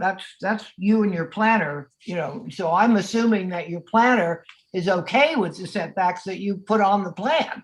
For me, that anyway, but and this is, so it's just, this whole lot goes right down into a gully that runs between the eastern houses and this house, and that's what is causing that back elevation to be so far up off the ground, But other than that, I'm really delighted that it's a single-story house.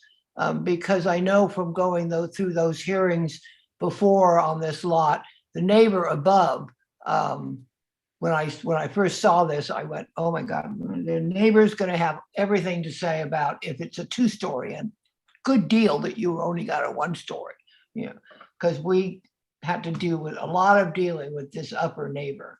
So I think you're headed in the right direction here with this one. Sam? Yeah, I certainly like the architecture and all of the projects you bring to us, Tom. So I think the single story, to kind of refresh that same comment, is very nice. I think the way it builds around the exterior outdoor courtyard in the backyard in the private area of the property is nice.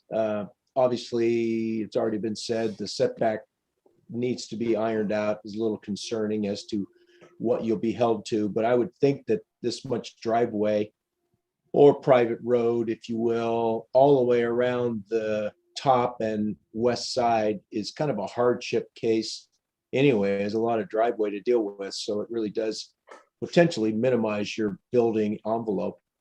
But it looks like you've addressed the screening along that edge and along all the other edges for the most part.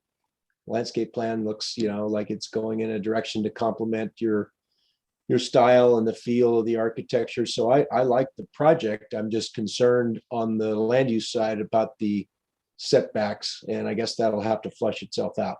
But good project conceptually, and enough said for now. Okay, I also think that the architecture is very nice, which is not surprising to me with the applicant who's presented it. I do remember that I was concerned about the fire access on the property farther down this private lane. And that, as it turns out, a fairly decent amount of title research was done, and there is a diminishing access easement on this property, on this road. And if I remember correctly, it is six properties. So that's why I think that this is going to be a 50-foot setback, which obviously, Tom, has a huge impact on this project. Having said that, I also think that there's no reason that you can't attach that garage. It's funny that we have to play this game, but that's the way it came out. So, but having said that, I think that the architectural style is very nice. And I think that we should just continue this on conceptual, because I think that there's potentially a fairly important change here. Does everybody agree with that? Yeah, and Yeah. just a recommendation to John, given Mr. Watson, you might as well meet with the fire department and find out what they're going to have to say. Yeah. Yeah, that's true. Also. Sooner than later. Okay, any other comments, questions, anything? Very good. Thank you, Tom. Good luck with that project. Okay, we're on to preliminary approval.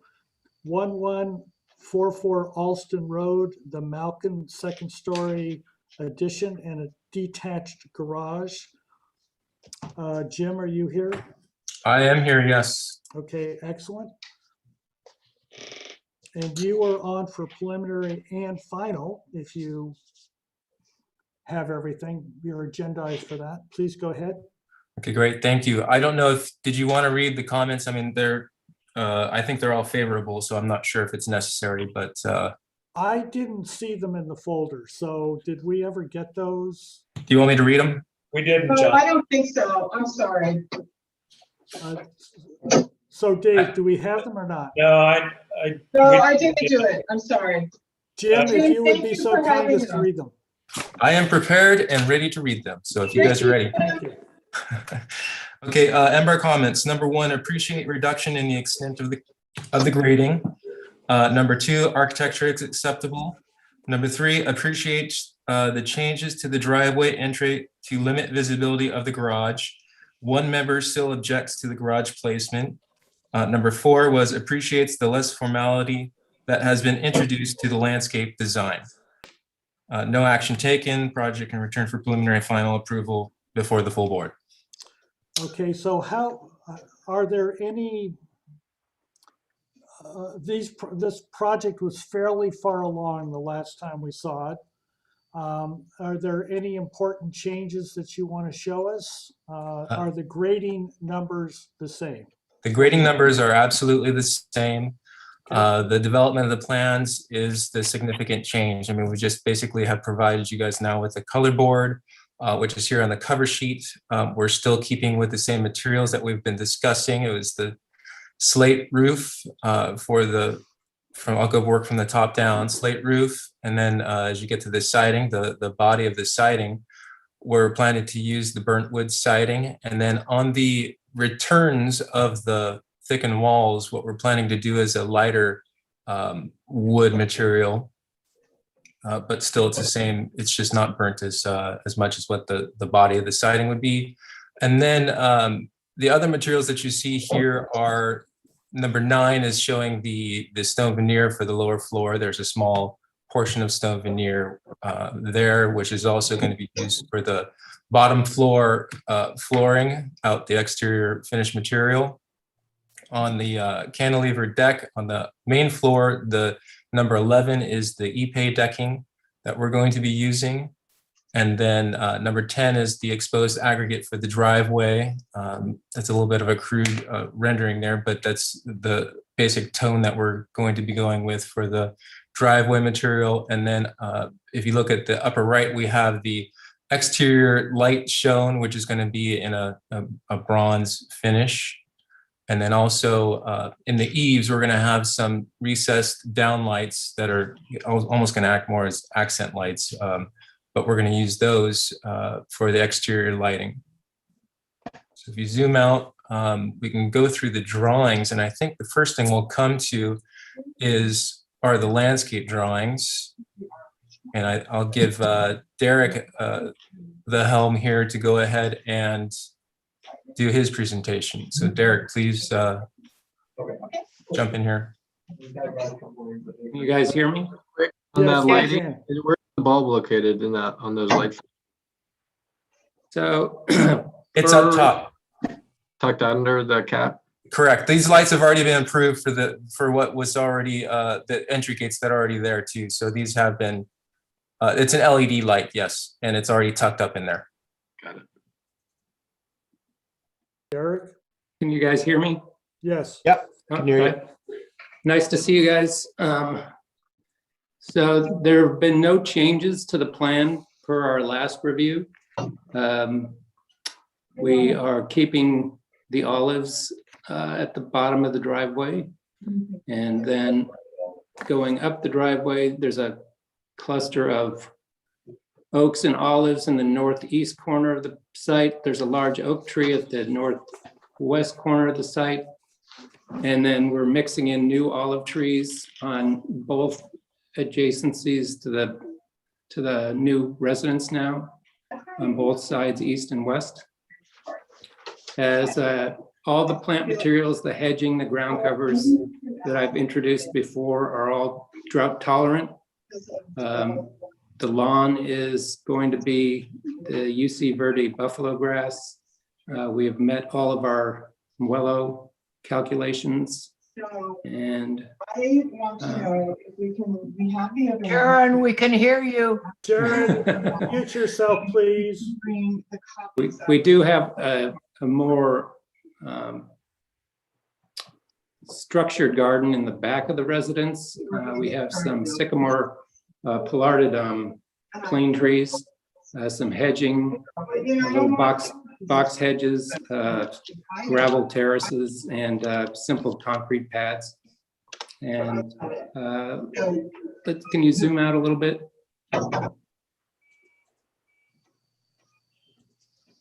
And then just to the middle of the west side of the garden, as adjacent to those stairs coming down, we're going to try and incorporate a small fruit garden, fruit orchard there. But that's it. So the original design, that's not stable. As we keep going through the sheets, Dave, these are just those are the WELO calculations there. I think we've got irrigation details. Next sheet after that, what is this sheet? Planting plans, more planting details. Okay, thank you so much. The site section hasn't changed from what you guys have seen prior. If you keep going down, so again, this is just the drawings being more developed. I think if you want to take a look just briefly, we can look at this here for the renderings. These are the same, no real major changes here.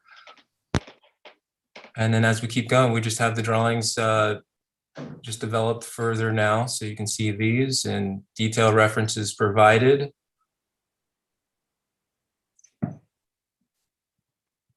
And then we get into the details here. So we still have the slate roofing. We've got the overhangs with the lights that would be recessed up into the overhang there.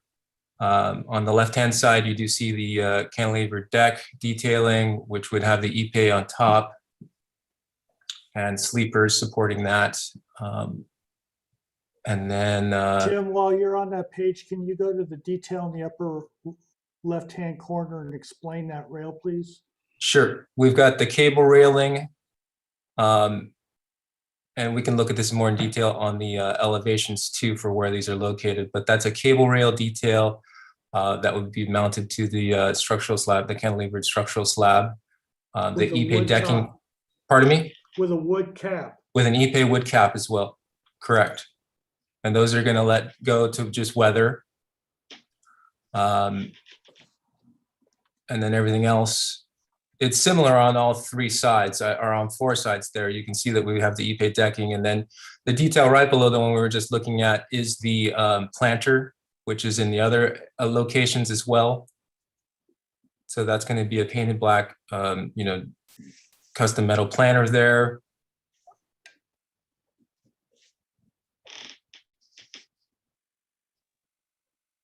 And let's see, if there's any other questions on any of the other details, please just let me know. We can go over those in more detail. Slate roofing details. There's the light in more detail in the center. And then the wood sidings there shown on the left as well.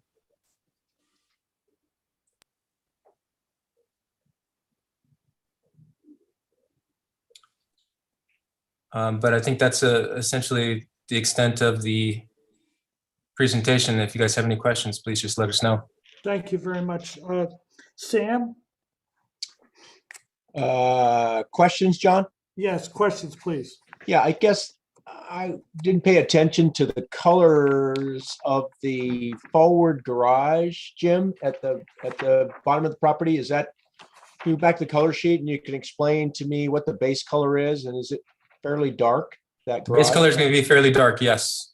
It's going to Okay. be the number 9 is going to be the body of that material there. And then you'll have the garage doors, which will be the burnt wood siding as well.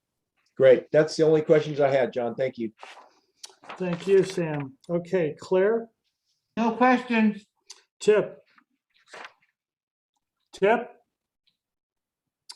Okay. He's not there. That I see that. Dave? Yes, the outdoor building lighting and the landscape lighting, is that specified on the plans? I didn't see showing the locations. The outdoor lighting that's attached to the house is shown on the floor plans. We do have the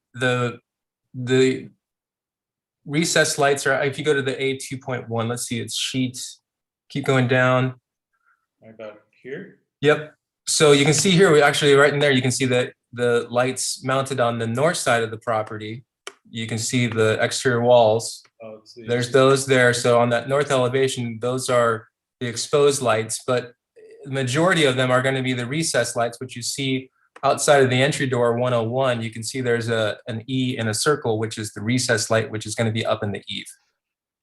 And that's typical at all the doorways. So we've got, it's not going to throw off a whole lot of light, but it's going to be enough just to kind of more accent the building there and meet our requirement for building code for the exterior lights. These ones. Correct. Do you know how many watts those are? I do have that spec actually back on A5.2. If you scroll down, or I think it's down actually. On the second detail sheet, 21. Now scroll down a little bit. Here's the low voltage right below that. I think I circled the ones we were using, or I put a box around them. Lower right-hand corner, David. There you go. They look all crossed out. No, the middle one isn't. It's a.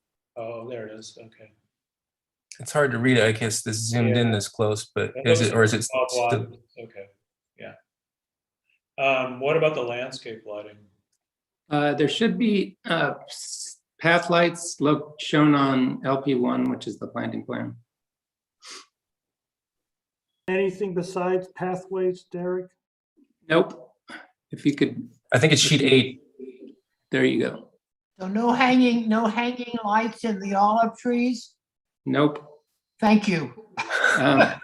It's number 5, sheet number, the 5th sheet down. Oh, my mistake. Zoom in. Let's see if they made it on here.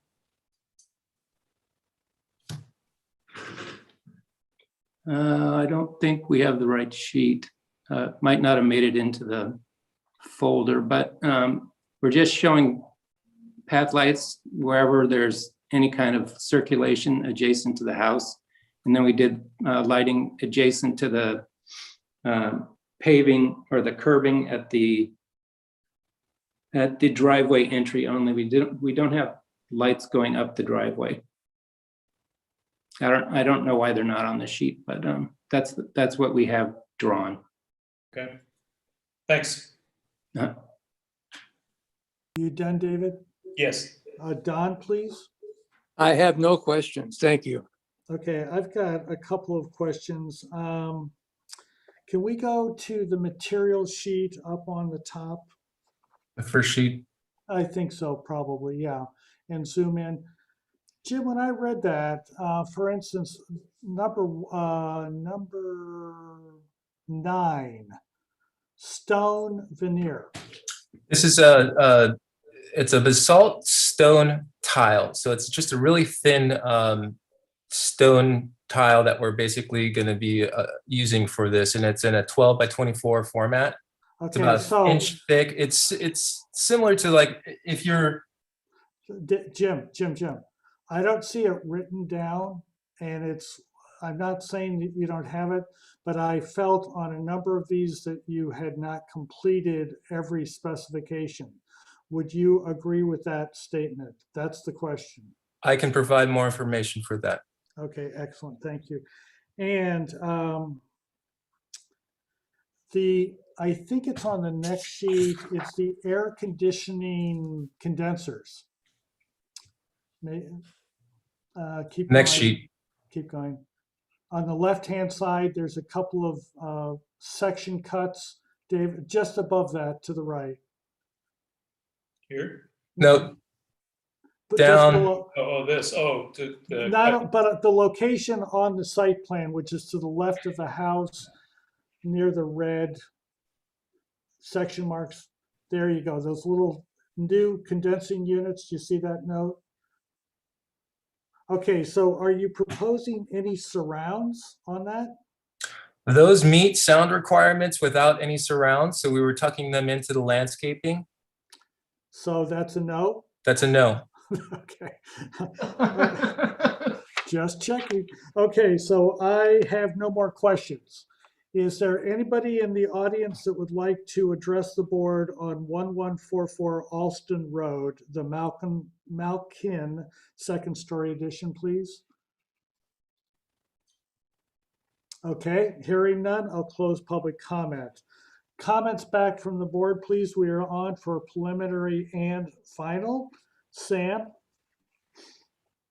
Yeah, I think we've looked at this for many, many moons. I think we've been able to carve out a very nice project with the good designers that are involved and all of our good input. I really appreciate the garage being kind of now hidden more or less as we had hoped with the landscaping and the driveway hardscape, because that's really the only thing I think that will be seen from the public along Alston Road. But I think it's a unique project, unique piece of property, and they've done a good job at this point with all their revisions and their input, bringing it together. So I'm ready to move it along at this point. Thank you. In saying that, Sam, are you saying preliminary and final or just preliminary, please? Is it here today for only preliminary? Preliminary and final agendized. I think it's close. It's if there's any little pieces, they can bring it back, but I think it's ready for final. Okay, Claire? I agree. I think it's ready for final. You know, and if there's some question that you, John, you want to final with the applicant to provide whatever that little thing you just were asking him about. Okay. Tip, But are you that's where I think it needs to go. Okay, Tip, are you, thank you, Claire, I'm sorry. Tip, are you back? David? Yeah, I'm really intrigued by the landscaping. The rest of it, I think, has come a long ways, and I can support it. But I would want it to come back final on consent with the lighting clarified. The Yeah. landscape lighting. Yeah. Okay. Is that all, Dave? Yes. Okay, thank you. Don? Yes, I think it's ready for final with the landscape lighting coming back. And I particularly want to thank Jim for tucking that garage and garage doors back in amongst the landscaping. That makes a big difference. Thank you. And David, could you do Google Earth or Google Maps or something so we can see how close the neighbors are on the west side, please? So a long way away. Oh, Yeah. Okay, so no enclosure necessary. Okay, my comments is, I think it's a very nice project. I want to thank the applicant. I know it's went through several important changes. I do believe it's ready for preliminary. I do not believe it's ready for final. And what I think is wrong with final is that the materials are not called out, and they are also, in my mind, inconsistently called out between the first sheet and some of the detail sheets. And I think if you just took one more pass at that, Jim, and you just go through and look at every detail and the call outs, I think you'll see what I'm talking about. For instance, you had copper called out in one place in the details. There's no copper shown anywhere. I think you've got some galvanic reactions between some of the metals you're showing in the copper. If you clean that up, I think you can make sure that the project is going to stand a much better chance of living for 50 to 100 years, which this project deserves to do.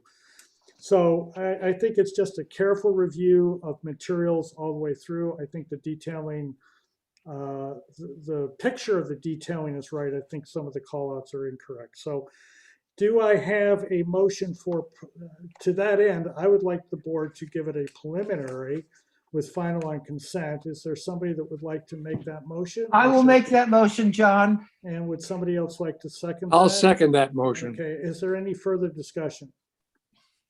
Okay, all those in favor? Aye. Aye. Thank you very much, Jim. And I see you are on, Catherine Malkin. Nice job. All right, thank you, guys. Okay, we are now on to item number 7. 284 Santa Rosa Lane, the LaSure. I hope I'm not mashing that. Trust, new single-family dwelling. Brian Banks, are you here, please? I am, John. We're all ready for you. Whoever on your team you want to have take the lead here? Yes, sir. So Brian Banks, agent for the owners. We've got Kaz Seafeld, architect. We've got Steve LaSure, one of the owners, and we have Kier from Rob Maday's office. And we are ready to proceed. Okay, good. Proceed. I got nothing for you. Your board saw this back in March and did the story pole site visit. So that was the last time you've seen it. And basically, we're bringing back the project with the requested details. No major changes, and Kaz will take you through those. Okay, excellent. Kaz? Yes, good afternoon. Thanks in advance for your time.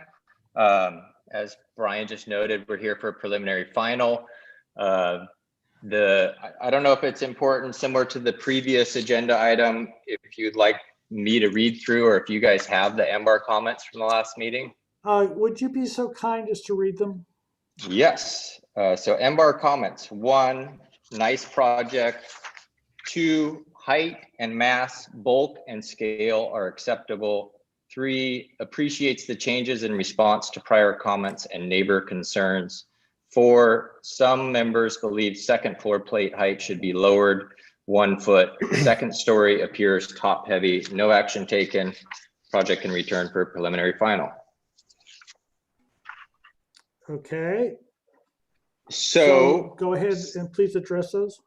Yeah, since you've last spoke, since you've last seen this project, I think the only one that needs addressing is item number 4. And Mr. Mendro, I would like to just skip to page 6 of this PDF set, which is the second story floor plan, and help address the comment about the massing of the second story. So as you can see, this upper bedroom number 3 on the right-hand side, on the east side, is a bunk room. So the plate height in this room does serve some function. And if you could go to page 15 of this PDF, we can look at a section through this. Building section 4 is a section through the bunk room. We looked at studying lowering the plate height. A foot seemed too aggressive given the function and the head clearance of the bunk bed. We did lower it from 9'3" to 9 foot. So we lowered it 3 inches. We feel like we can still have enough head clearance in the function of the, because we do have drop down architectural beams in that room as well.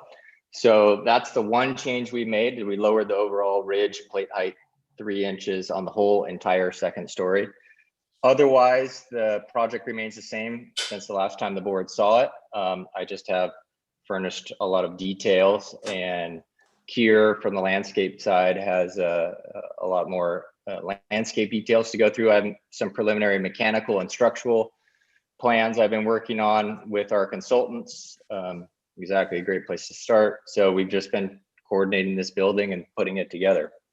These are all the roof, wall, and floor types that make up this structure.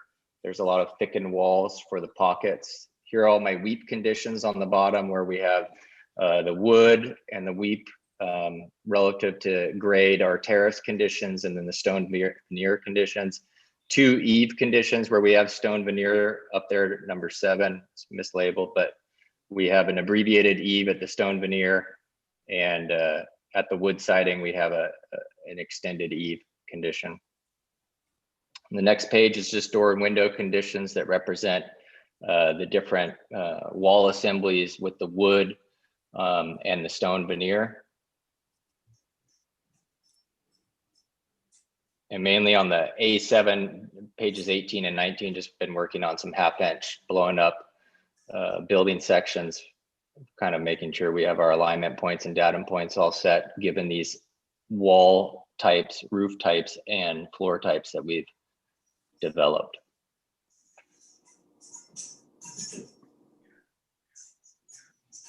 Otherwise, from the architectural perspective, unless there's any direct questions right now, I can hand it over. Color board? Color board's Yes, in the thank you. Ember folder. Should be in there. It was submitted. There you go. That's it. Material board. It hasn't changed since the last time we presented. So it's a corrugated zinc roof. We have an alternate in there, which is the same corrugated metal roof. It's just a vintage finish. It's a faux zinc made to look the same. Stained wood siding on the exterior. The stone veneer is Santa Barbara sandstone and kind of a random groutless pattern. Number 4 is the stucco color. We're going to cover up the gray concrete with the stucco color at the base of the building. 5 and 6 are the door and windows, which are steel, and the light fixtures, which would be black to match the steel. The decking, there's 2 wood decks. They're a modified ash, Thermery ash product that will gray out over time. And light fixtures? Light fixtures, unfortunately, when I submitted this set, the planner broke it into, I think, sections. The light fixtures are in the very back of the set, and I don't know how she divided it, but it should be page, I think, 48, 49 of the entire set. I think it's under the structural ones. This is Willow, right under the landscape. So the right under where it's highlighted, that's the structural. There you ones. go. That's it. All right, thanks, Willow. They're in here somewhere.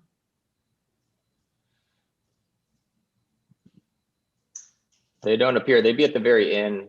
Oh, the end. Dave, if they're in this set. I don't know how they were broken up. They do not look like they are in that set. No, I didn't see them. I did not either. Okay, thank you, Cass. Landscape, somebody was trying to get there. David, you were trying to get there? I was, yes. Yes, thank you, Vice Chair Mendro and board members. So I believe last time you guys saw this, we had our planting plan that was reviewed. And if you can switch to sheet 3, we've developed this a little bit further, but 95% of it is the same as it was last time. We're using very Mediterranean style plant palette throughout. Essentially all of the plants are low water using plants. Sorry, actually sheet 4, please. Thank you. We're using, mostly low water using plants with the exception of the 2 lawns, obviously. And if we go, or one thing I wanted to draw attention is we are allocating a little bit more planting for the screening. Currently on the north, all property lines, we have very good screening. But on the south and the east, we've allocated some more plants for those 2 hedges with podocarpus infill. And then also on the north property line, I wasn't at the last meeting, but I believe you guys reviewed some trees that we were installing, large specimen trees to screen from the neighbor. And we're proposing very large box pepper tree and then 2 very large box podocarpus trees. And then we've developed our water usage. If you go to sheet 6, please. Our hydrozone sheet, and our sheet 7 is our irrigation sheet. I think we're With our water more usage. interested in lighting than irrigation at this board, so could we get to that? We hate you. Yeah, fair enough. Could we go to sheet 9, please, for the landscape lighting? And could you go through this, please? Explain Yes. what you're doing.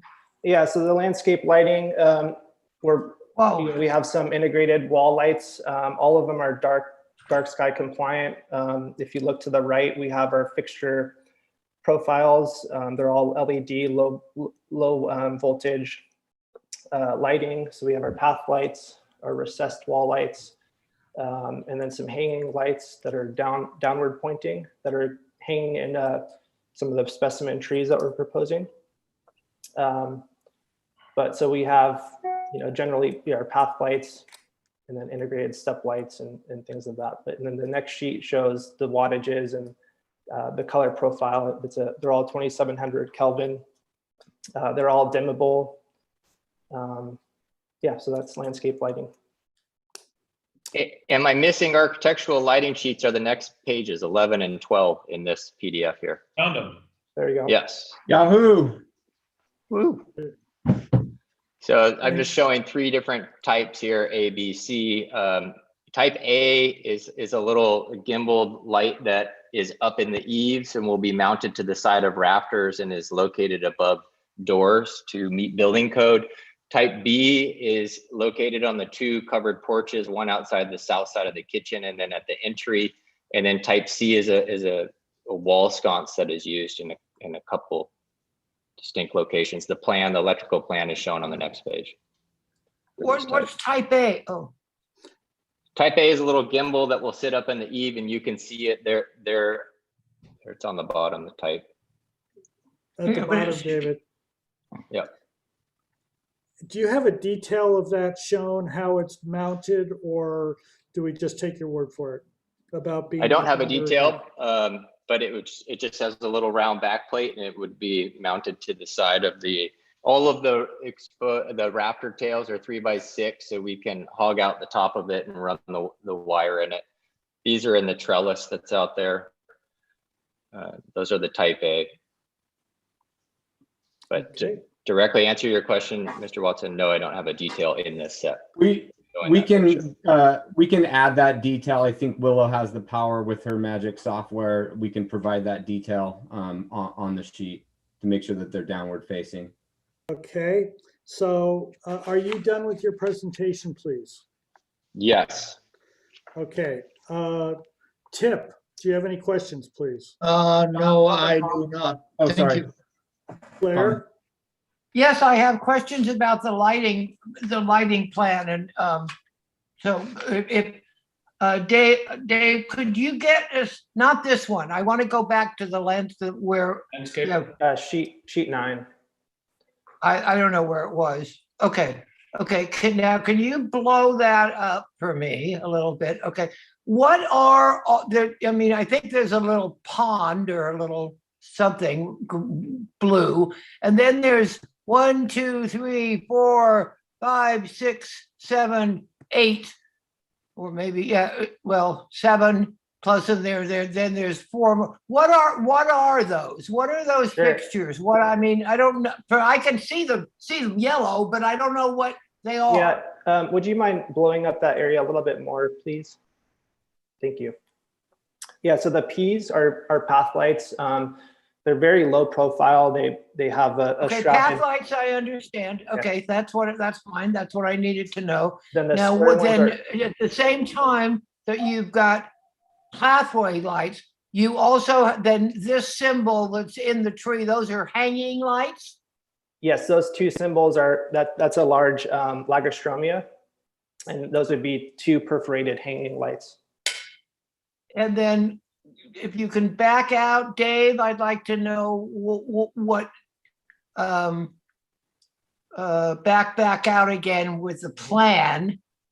And I think, oh yeah, here we are over here with the 4, there's 4 whatever olives or whatever they are. Yes, Right so up on the close to the property line. Those are also hanging perforated hanging lights. yes, those are very large olive trees we're bringing in. And we would be hanging just those hanging lights. And that's a little fireplace sitting area. So, and those are all dimmable, so we could make that very, romantic. We're not looking to make everything very bright in the landscape. Can you read the note just to Okay, the then. upper right-hand side of the olive trees, just above the upper right-hand corner, what that note says right there? Which, oh, here? Right, no. I think it says it's a 12-foot existing hedge. Hedge, yes, exactly. Behind it. Yes. So we have and that hedge is remaining. Correct. Yeah, all of the screening along the property. And we're also remains. adding to it as needed, but we have allocated even more screening if needed. Thank you. Claire, did you have any other questions? No, that's all. Okay, David? No questions, John, thanks. Sam Maphis? I'm coming on with my mute. There we go. Okay. My questions are at the top of the sheet on the landscape plan. Could you help me understand your landscape screening of the 2-story from that neighbor? So you had said you had new screening going in and large trees. I'm just wanting to understand the type and the sizes you're putting in on that upper retaining wall to create some more barriers, some more, let's say, privacy. Yeah, so those, where it says 72-inch box, those 2 are large Podocarpus gracilior trees that we would be sourcing from barrelwood. And then the 96-inch box tree is, I believe it's like another 25-foot high or so pepper tree that we would also be sourcing from barrelwood. And I think this was in response to, just making sure that we have enough kind of separation from the neighbors to feel like we're kind of breaking up that mass a little bit. Yeah, that's what my point was. And then above that wall to the top of the sheet, what are your main plants in that boundary hedge, let's call it? Sure. Well, the boundary hedge, that's existing, and that's more or less, most of it's on the neighboring property, but it's a mix between Podocarpus, Pittosporum. It's kind of a mishmash of things, but. Okay, so there's a screen, there's planting above your property line, and your property is planted with smaller things. Yeah, and then the RAs are Rhamnus alaternus. We're just kind of trying to make a very natural screen and to kind of break up that plane that we have that existing hedge of. Okay, so you're combining theirs and yours and creating a double layer, so to speak. Correct, yes. And Okay. Sam, if you remember at the site visit, we were kind of walking that area and on both sides, and this was the kind of agreed upon solution or amelioration with our neighbor. And so those locations were specifically chosen in response and selected. And so those really haven't changed from the last. Okay, well, I apologize, Brian. I didn't make the site visit. I missed that meeting. Okay.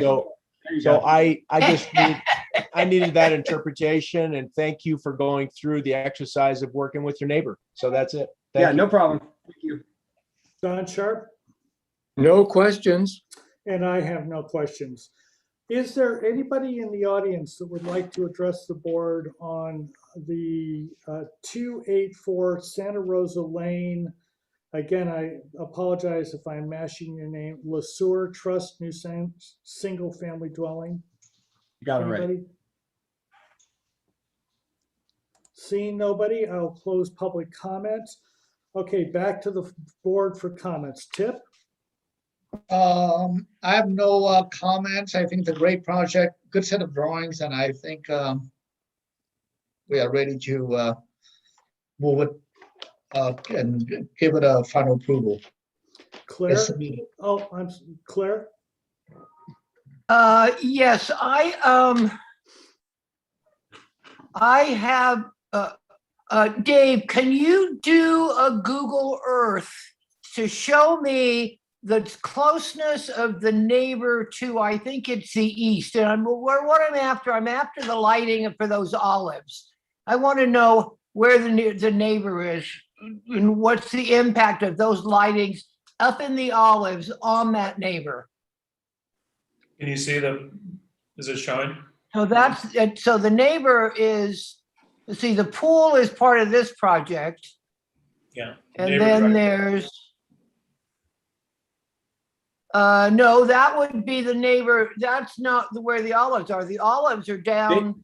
Yeah, That's- it would be that's- south of the the little olives are barn where- structure The that you olives see are where at the the east. garage is on our Got property. it. Yeah. Little barn Oh, garage. got it. is- Okay, is got right it there. Okay, so then that's the little structure is the neighbor, and then this is their driveway then.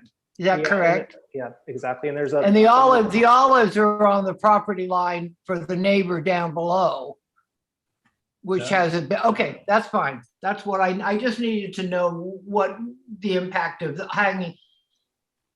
It's a very, Mr. Lighting person, I have a very personal issue about having hanging lights in trees that actually comply with the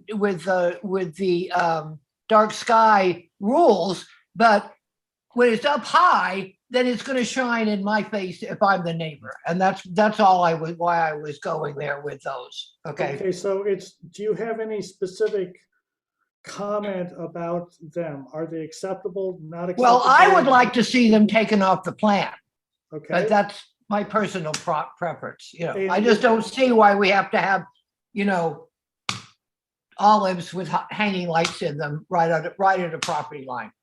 So that would be my preference. I would be more than willing to vote for the entire project with the removal of the outdoor lighting at that location. okay, I think it's the height of those hanging lights is going to be below the height of the eastern hedge between the two Okay, properties. then I would say for me, then because I seem to be in my court here, is that if we want to have those lights, then specifically a condition that says they shall be hung no higher than, you know, whatever we decide, no higher than the hedge. what is Yeah, it, that's fair. what height would be the maximum height for your vote? I would say 10 I believe feet. it's 10 feet. 10 feet. Okay, anything else, Claire? Thank you for. No, that's it. That's it. I think you guys have done a great job, and I know it's a long time coming, but it's been really good, really great team. Thank you. Anything else, Claire? Nope, that's it. Okay, David? I think it's a very nice project. I especially support or appreciate how you've coordinated with the neighbors. So I can definitely support the project as proposed.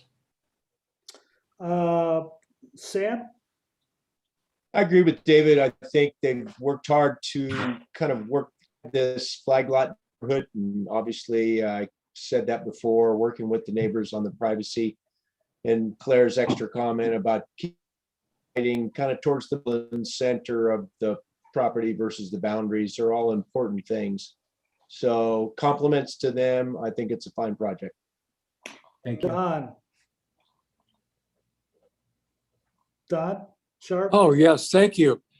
I support the project. I think the lighting is overdone and I hope it's on dimmers. But I'm willing to support the project.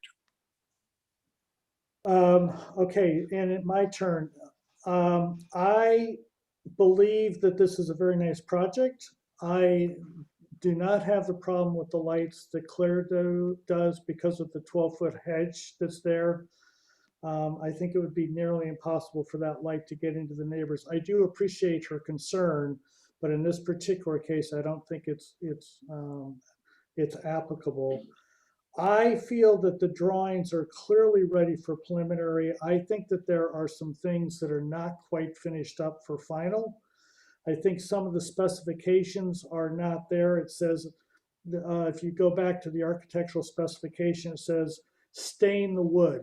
well, it doesn't really say what we're doing with the stain. There's no chimney cap detail, there's no trellis detail.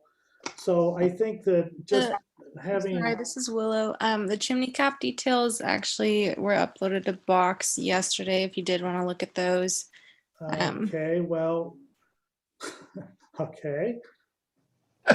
Trellis detail, do you have that, Cass? I don't have a trellis detail. I knew the chimney cap might come up, so I did include that, but I do not have a trellis detail. I was waiting for some coordination with the structural engineer to make sure I could get my spans and a reduced member, but it's going to be a steel member that's wrapped in wood. So I think that, well, I still believe that there are a few things that light fixture pointing down, so it's very clear, very minor, but I personally would like to see it one more time at the consent calendar. Am I a solo vote in that, or do other members concur with that? But clearly give it preliminary tonight. Or preliminary with final on consent Yep. with the Yeah, I'm applicant. fine. Yeah, Okay, so would somebody like to make that motion, or shall I make that motion? no, I'll make that motion.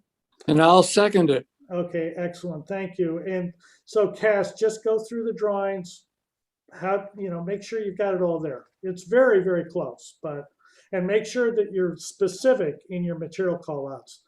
You're not being specific in some places. Okay, Understood. So, Thank you. all those in favor?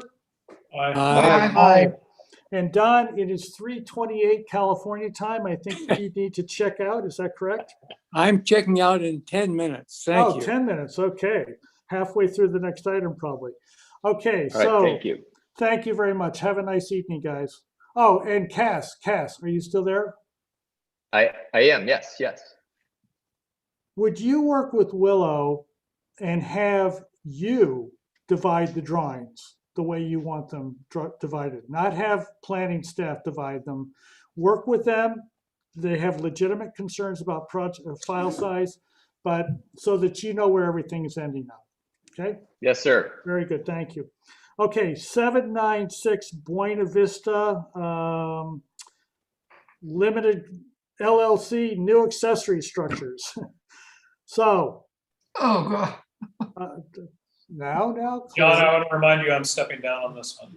Okay, Dave is out and Don will be out in 10 minutes. So is anybody here to present this project, please?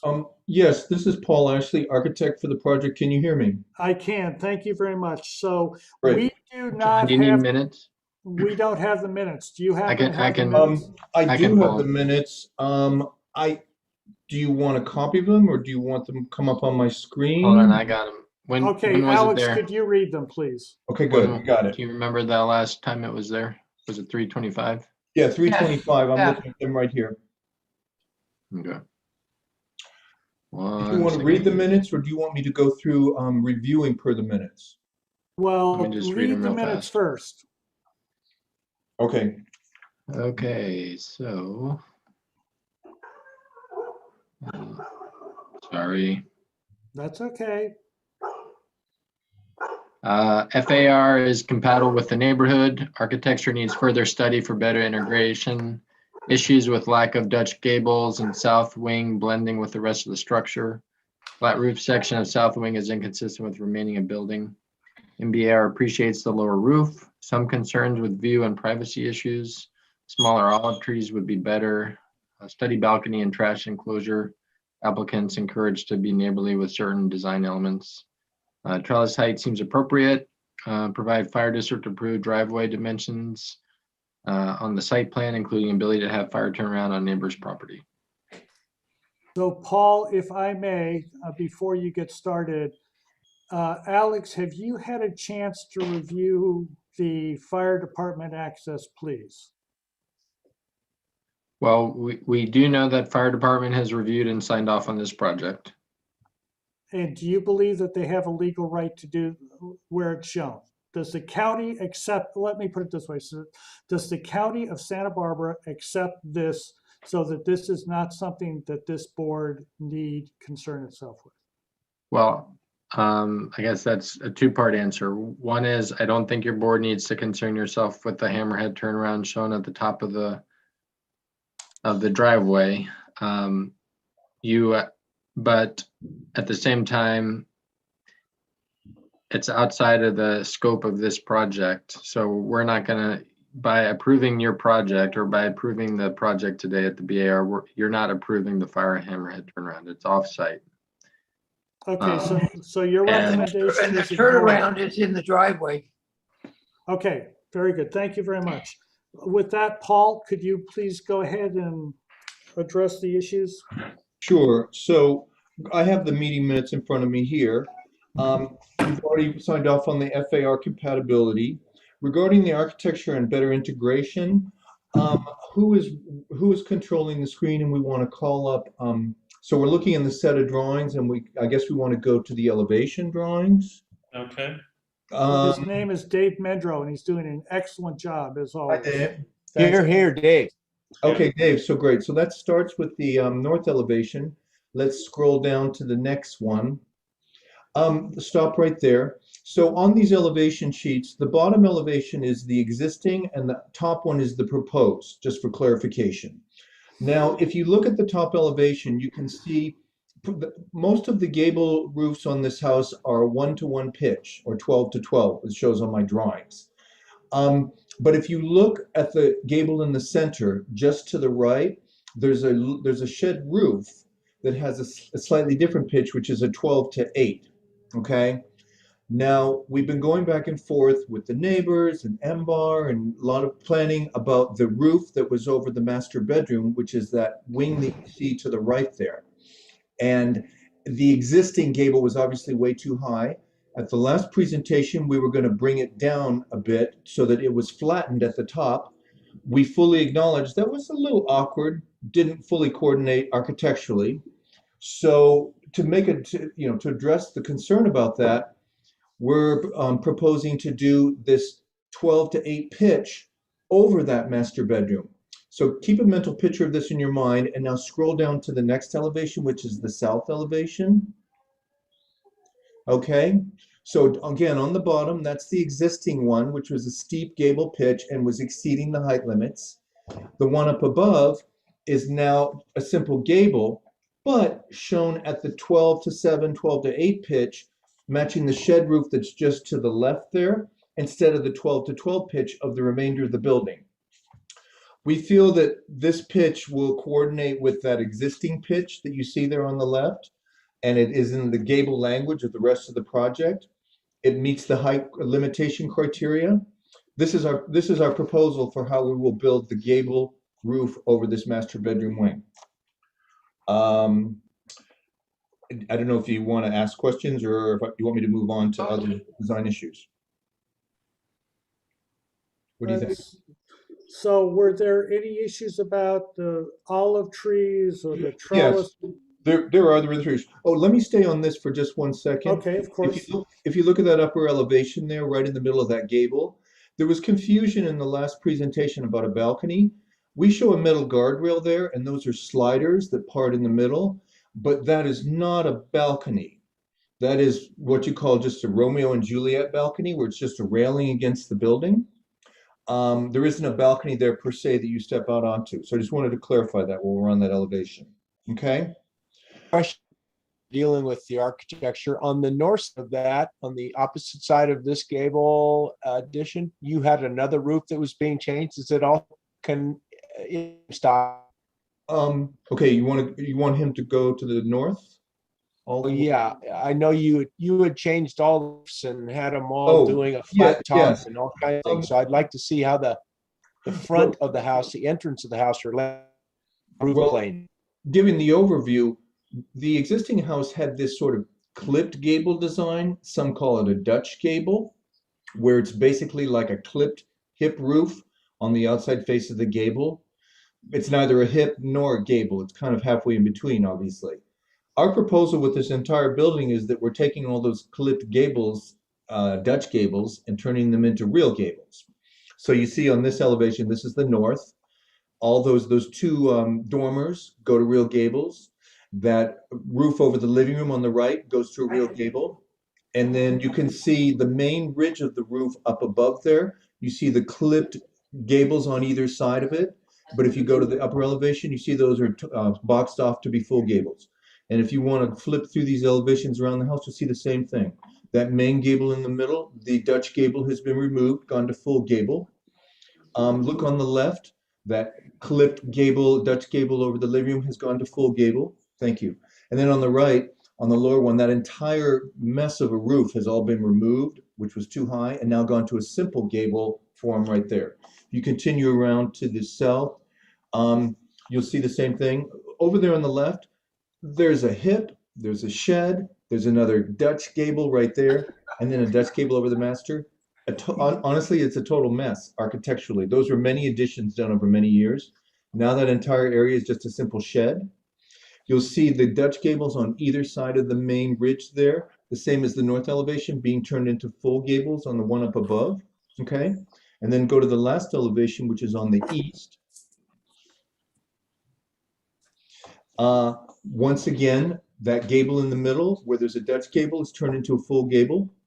On the right, the clipped Dutch gable over the living room is turned into a full gable. And on the left, that mess of multiple roofs over the master bedroom wing has been simplified to a simple gable at the 12 to 7.5, 12 to 8 pitch. Great, thank you. You're welcome. I know this is a little odd. I apologize. Don, you need to leave soon. Do you have any comments? I know I'm taking this out of order. Please accept my apology. Do you have any comments about this before you need to go? Well, I know it's a very, very difficult problem to solve. And it appears that this solution is, about as good as it's going to get, short of really doing something major with the roof. So, I think it's okay. Thank you. Have a nice evening. Okay. Thank you. Dave is out on this. We're going to have questions now. Tip. Questions? No, I don't have any questions. Thank you. Claire? Did the size of the olives get Yes, worked out? yes, Claire. And if you could go to on the landscape sheets, the olives were canceled, and the landscape architect has specified a smaller, more ornamental species. This is the existing. Keep going down. Let's go to the new. That's the demo. So he's got 3 trees there, and I believe if you go to the last sheet, he has the species in the lower corner there. It's been a while since I looked at his plan. Oh, here we go. Here we are. Yes, I believe that tree right there is the smaller ornamental species that is specified in lieu of the olive trees. Oh, okay. Thank you. Sure, sure. Any other questions, Claire? No. Sam? That solves the question that I was going to follow up with any landscape changes. And Yeah, so with that tree change, it looks to me like we've solved some of the issues we were wrestling with last time. So I'm just looking to see what height that tree tops out at. So go ahead. What, Hakea? Is that what it was, Sam? It was Hakea? You're doing that on your own time, Sam, and you'll report back? Yeah, I'll report back. Okay. Dave, Mendro has a conflict with this project for some reason, which is great, and I have no questions. So opening to public comment, is there anybody in the audience that would like to address the board on the project at 796 Buena Vista Road for the 796 Buena Vista LLC new accessory structures, please? Seeing nobody, I will close public comment. Okay, comments. We already heard from Don, who I think may have left by now. Tip, do you have any comments about this project, please? Yes, I do like the steeper pitches at the master bedroom, and that would, but I do understand of the issue with exceeding the height limitation and simplify the roof. So I think that is an acceptable solution. It's definitely bring the house down, and it helps visualizing the project from the neighbors. And I definitely can support the design as the way it's presented. Okay, anything further, Tim? Oh, that's Okay. all. Okay, Don's commented. Claire, please. What, for what? Comments. I was looking up the height of the Hagia trees. Oh, Claire, the landscape architect is saying it's an 18-foot high pool tree such as sea urchin or Hagia larina. Are you familiar with those species? It says 10 to 25 feet. So I think you can. Yeah, that's you what can that's what imagine it. that's what I'm coming up with. That 10 to 20 feet. Okay. Be kept in the realm, and I like the tree. I've worked with it before. Okay. So go ahead, Claire. I didn't mean to interrupt. I was just trying to give you information.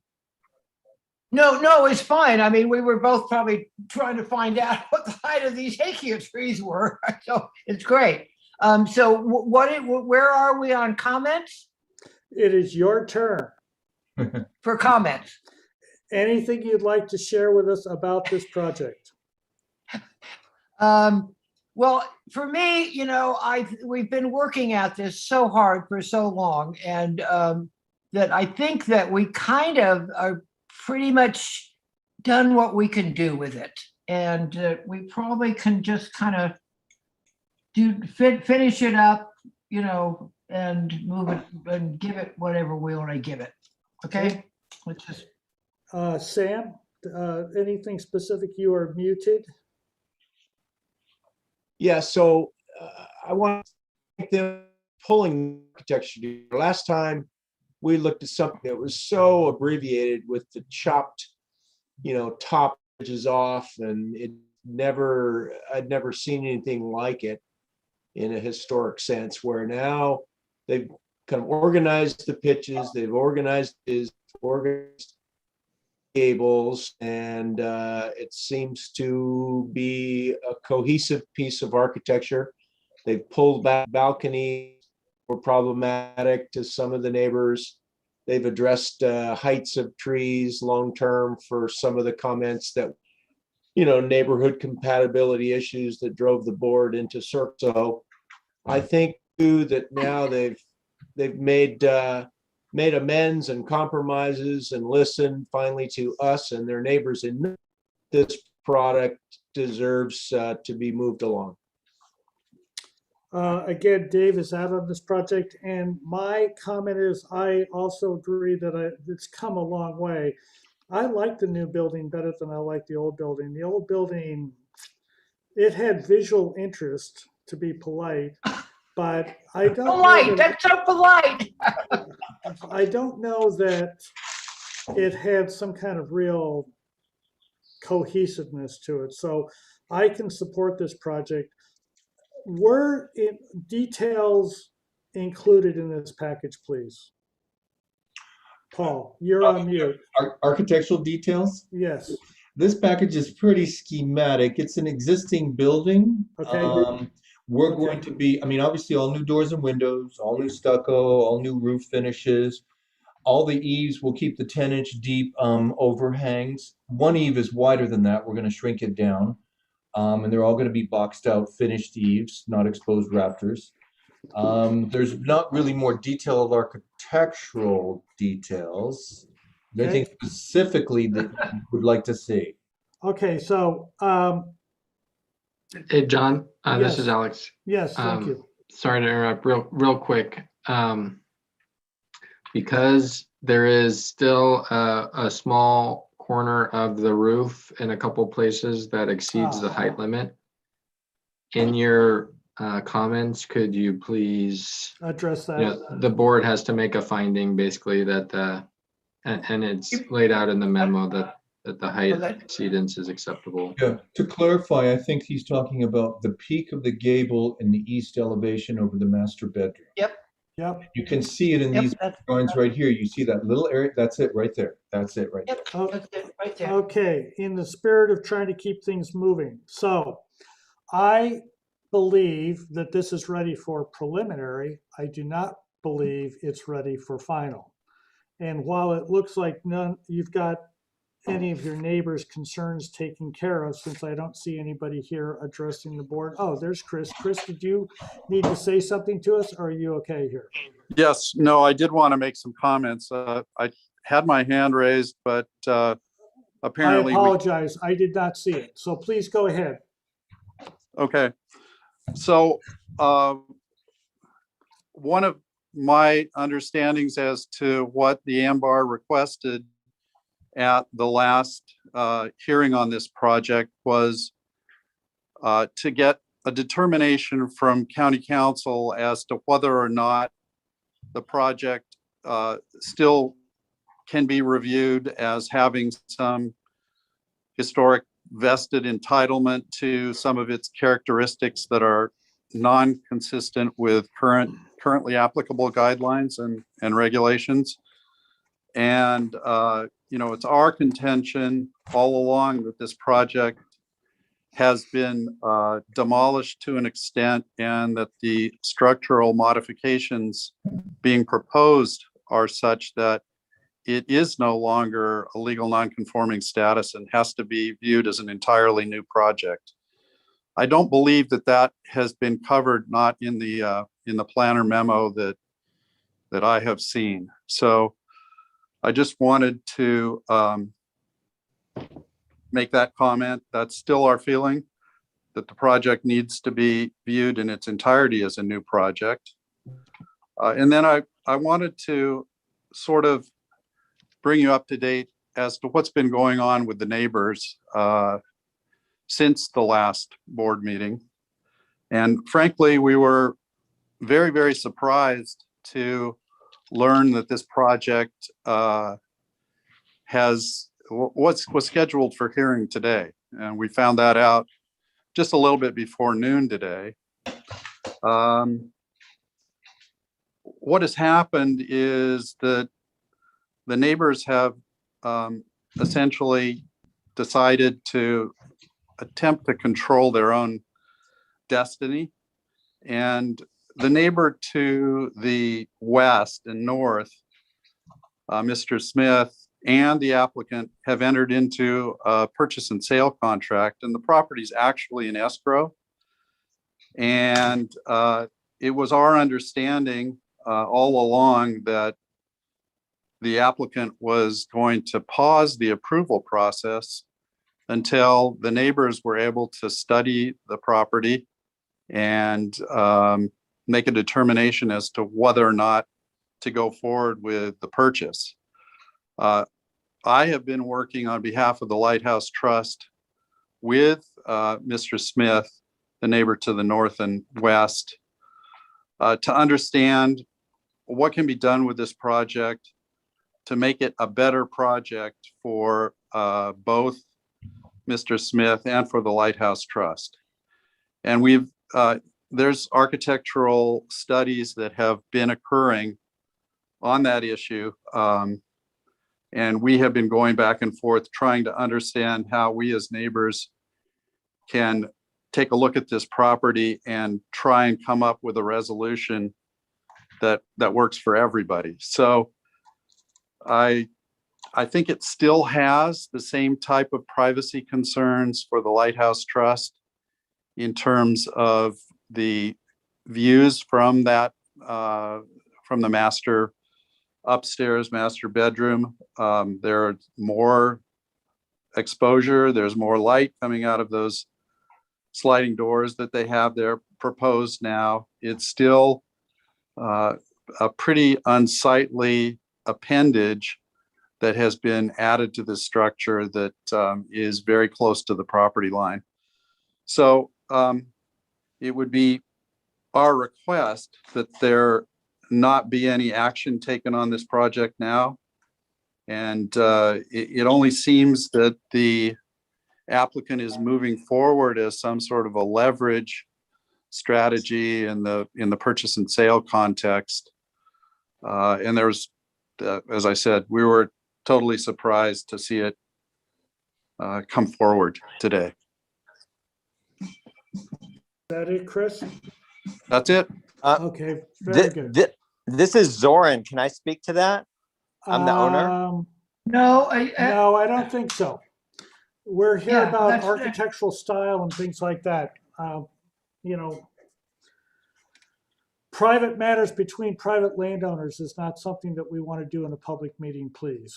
Got it. Understood. Okay, so Alex, did you have any comment about the Yes. issue that Chris Jacobs brought up about? The first issue, yes, regarding the non-conforming, that was Yes. addressed in the last memo at the last hearing.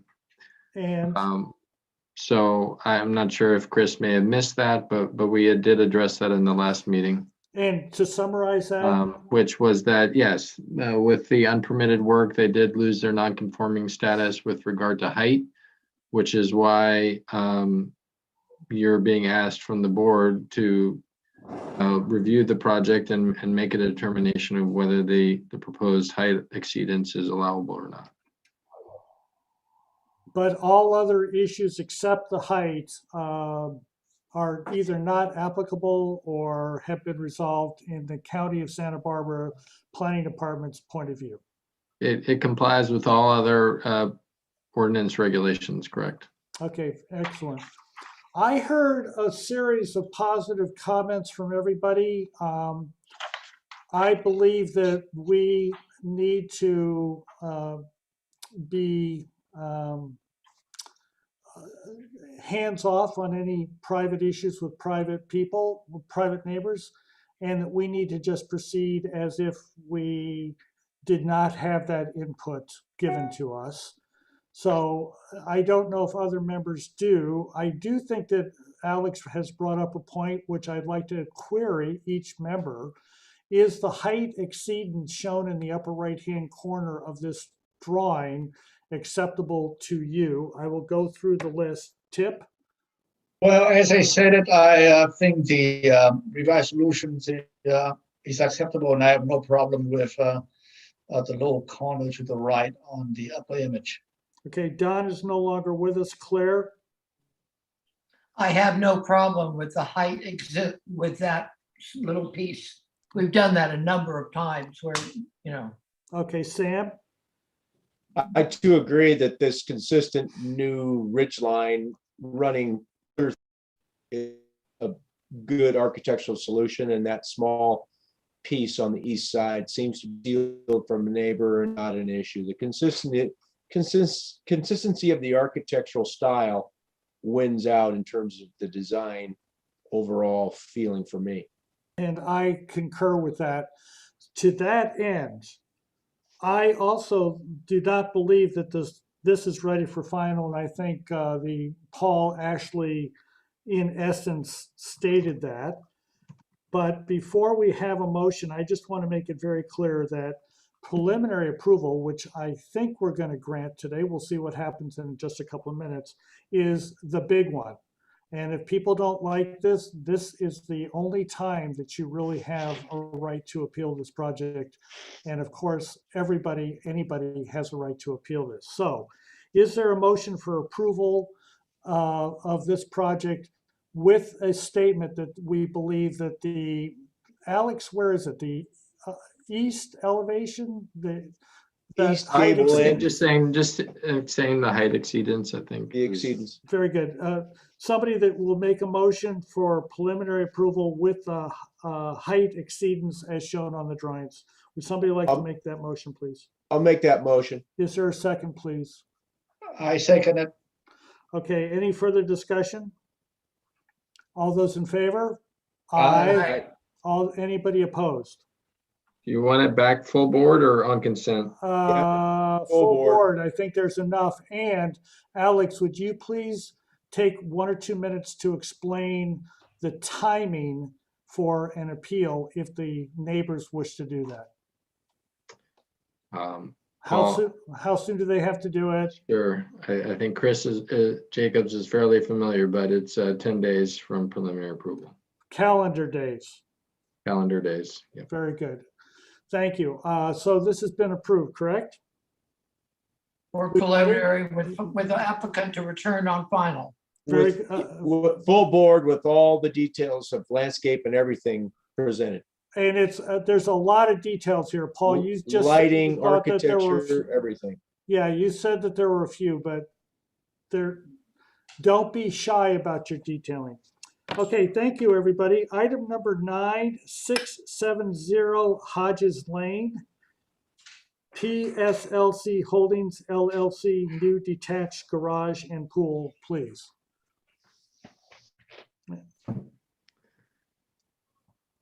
Who do we have presenting this? Amy Poltz, a gentleman by the name of Amy is muted. Let A me, blank screen by the name of Amy is muted. let me try to pull up the minutes. People are muted that my applicants, it looks like, please.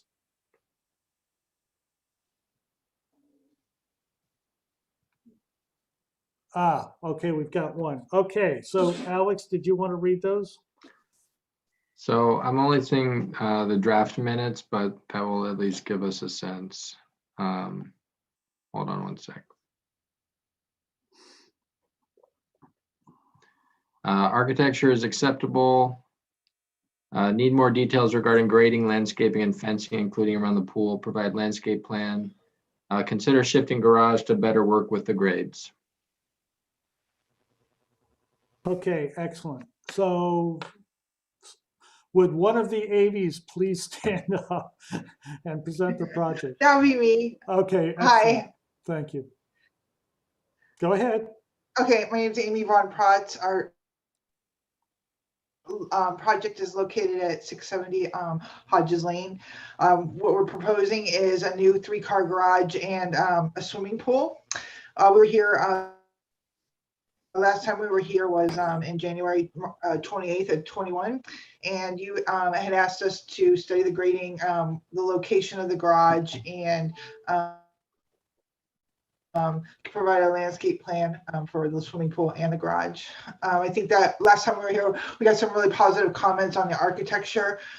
We have studied the location of the garage, and so first of all, up on A 1.0 at the top left, you'll see I did some cut through the site and showing you that there's really this site is pretty flat here.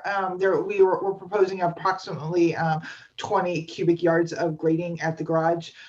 We looked at different locations, and we are constrained by the site. There's quite a few oak trees, and we really want to keep the garage relatively close to the existing residence, and you can see that on the site plan.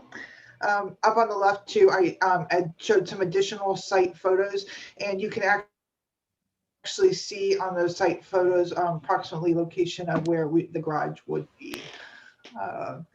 So if you want to go to the next page, we did just some exhibits for our planners showing our setback requirements. This is a flagpole lot, so we had to take that into consideration. If you go to A 2.0, the drawings have really stayed the same since the last time for the footprint of the garage. It would be the existing garage, or the proposed garage is 36 feet by 22 feet, and that's about 792 square feet of for gross area.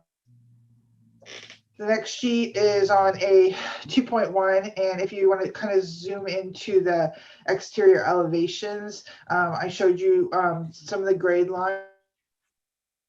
Some of the grade lines showing where there would be cut. I think that really shows what we're proposing here. And if you go to the left of that, we're showing the finishes. They will match the existing residence, light fixtures, colors, and the roof that we're proposing will also, and the trim will also meet the match the existing residence. The next sheet is our pool equipment.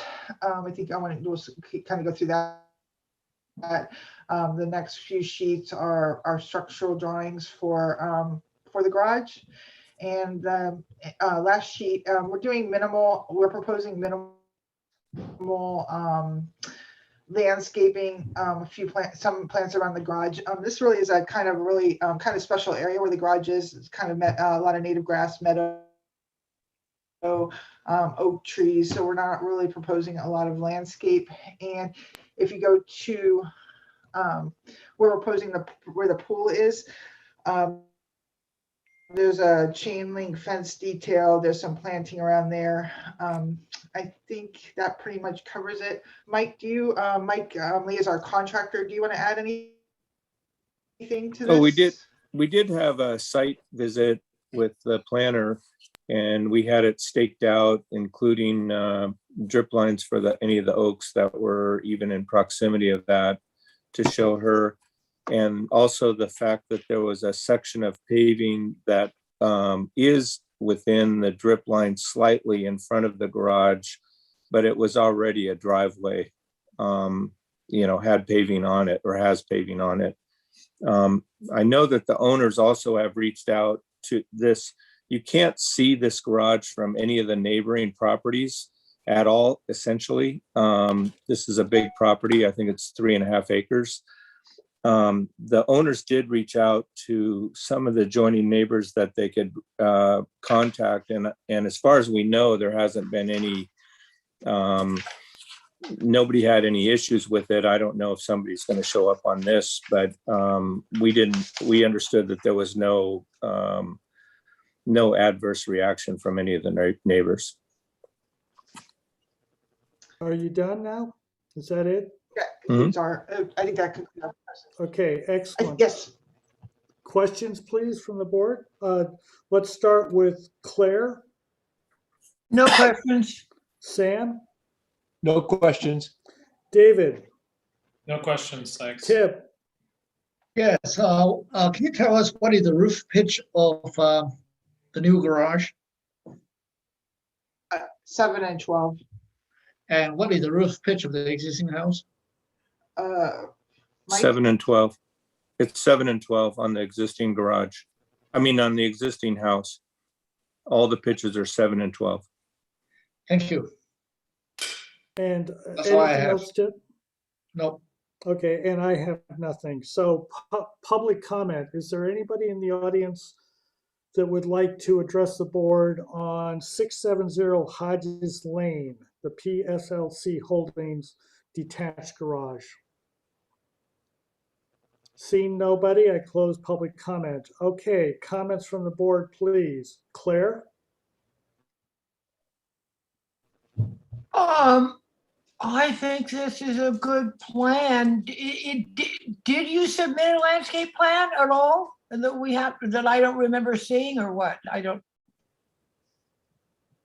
It's at the bottom it's at the last page of the project. Can we see that, David? And that's it. This is the land. Oh, this is the landscaping plan. Exactly. That's all we Okay, that's why I couldn't remember it. Small landscape plan for a small project. So then exactly. the only thing that you are doing is proposing to put in this what is that, a hedge? What is that horseshoe? What is that plant material? No, that's not part of the project. That is. No, the privet hedge is part of the project. That is correct. Oh, got it. So you're proposing, your landscaping is to propose a privet hedge to cover up the black chain link fence around the pool. That is correct. Perfect. And other than that, all of the rest of the project is just existing. Right, and there are some some plants around the ground. Very minimal. Yeah, now I can see them. Okay, that's it for me. Sam? Yeah, it looks like a reasonable project. Certainly, I don't have any main concerns, so I think it's here for preliminary final. I think we could move it ahead. David? Yeah, I just have one comment. The way the doors are so close to the roof here, it doesn't appear to match this drawing here where the eave there's some space above the door. But I would encourage you to get a little space between the door and the roof. I know it's somewhat of a minor comment, but it just looks funny. Do you But have overall, I can support the project. do you think 6 inches a foot? Do you have a comment about? Yeah, being I'd 6 say, well, they might have it because when they show it here, it looks like it's fine. It's just, That's a section. That's Yeah, a but- section, and I think what we're seeing is that the overhang is making it look like the doors are. when I take this line across, even though it's a Oh, section. got it. I see. I guess what I would say is make it look like the section instead of the elevation. It appears to be a discrepancy to me. I think we would correct that. We're not going to crowd that because the owners don't want that door to seem like it's slammed up against that crown molding. So there would be a space there. I mean, that however it's drawn, we haven't ordered anything, so we would order those doors and adjust that for sure. By decreasing the height of the arch. Just slightly, yeah, 6 inch. It just drops the two legs. Let's say the legs drop 6 inches, and the shape of the arch would remain the same. The ellipse. Okay. That was Dave. So Tip. I can support the project, and I do agree with Dave's comments. I think Dave is. I also agree with Dave. I think that good job on catching that, David. Okay, and I have another comment. The color that's being called out is Benjamin Moore White Dove, which has an LRV of 85.4. This board has not approved a white color higher than an LRV of 84 for 6-8 months a year. So I will want to address that during the motion. So is everybody ready for a motion on this? Yes. Yes. Yep. Okay, I am too. I'd like to make that motion if you don't mind. I'd like to move for both preliminary and final as submitted with the applicant to lower the height of the garage doors 6 inches and to provide a alternate paint color to the planter that has an LRV, light reflective value, of 84 or less. Is there a second to that motion? I'll second that motion. Is there any discussion of that motion? All those in favor? Aye. All those opposed? Thank you very much. Before we adjourn, David, I want to compliment you on being the Zoom master. You continue to make this meeting run so smoothly. And Thanks, with John. that, I want to also thank you for stepping in for Bill. That was important, and likewise. Yeah, good. Yeah, Good and job. John, really a good job chairing. I mean, I was going to bring this up at the end too. Also, it's like, it's really, I mean, the difference between having you chairing and Dave doing I mean, it's at 4:00. This is the way our meetings should be going. So thank you both for everything you do to make the meetings move along. and thank you. Okay, with that positive note, is there a motion for adjournment, please? So moved. Is there a second? Second. All those in favor? Aye. Thanks, everyone. Thanks, everyone. Thanks, everybody. Be good. Stay Happy safe. Earth Day. All right.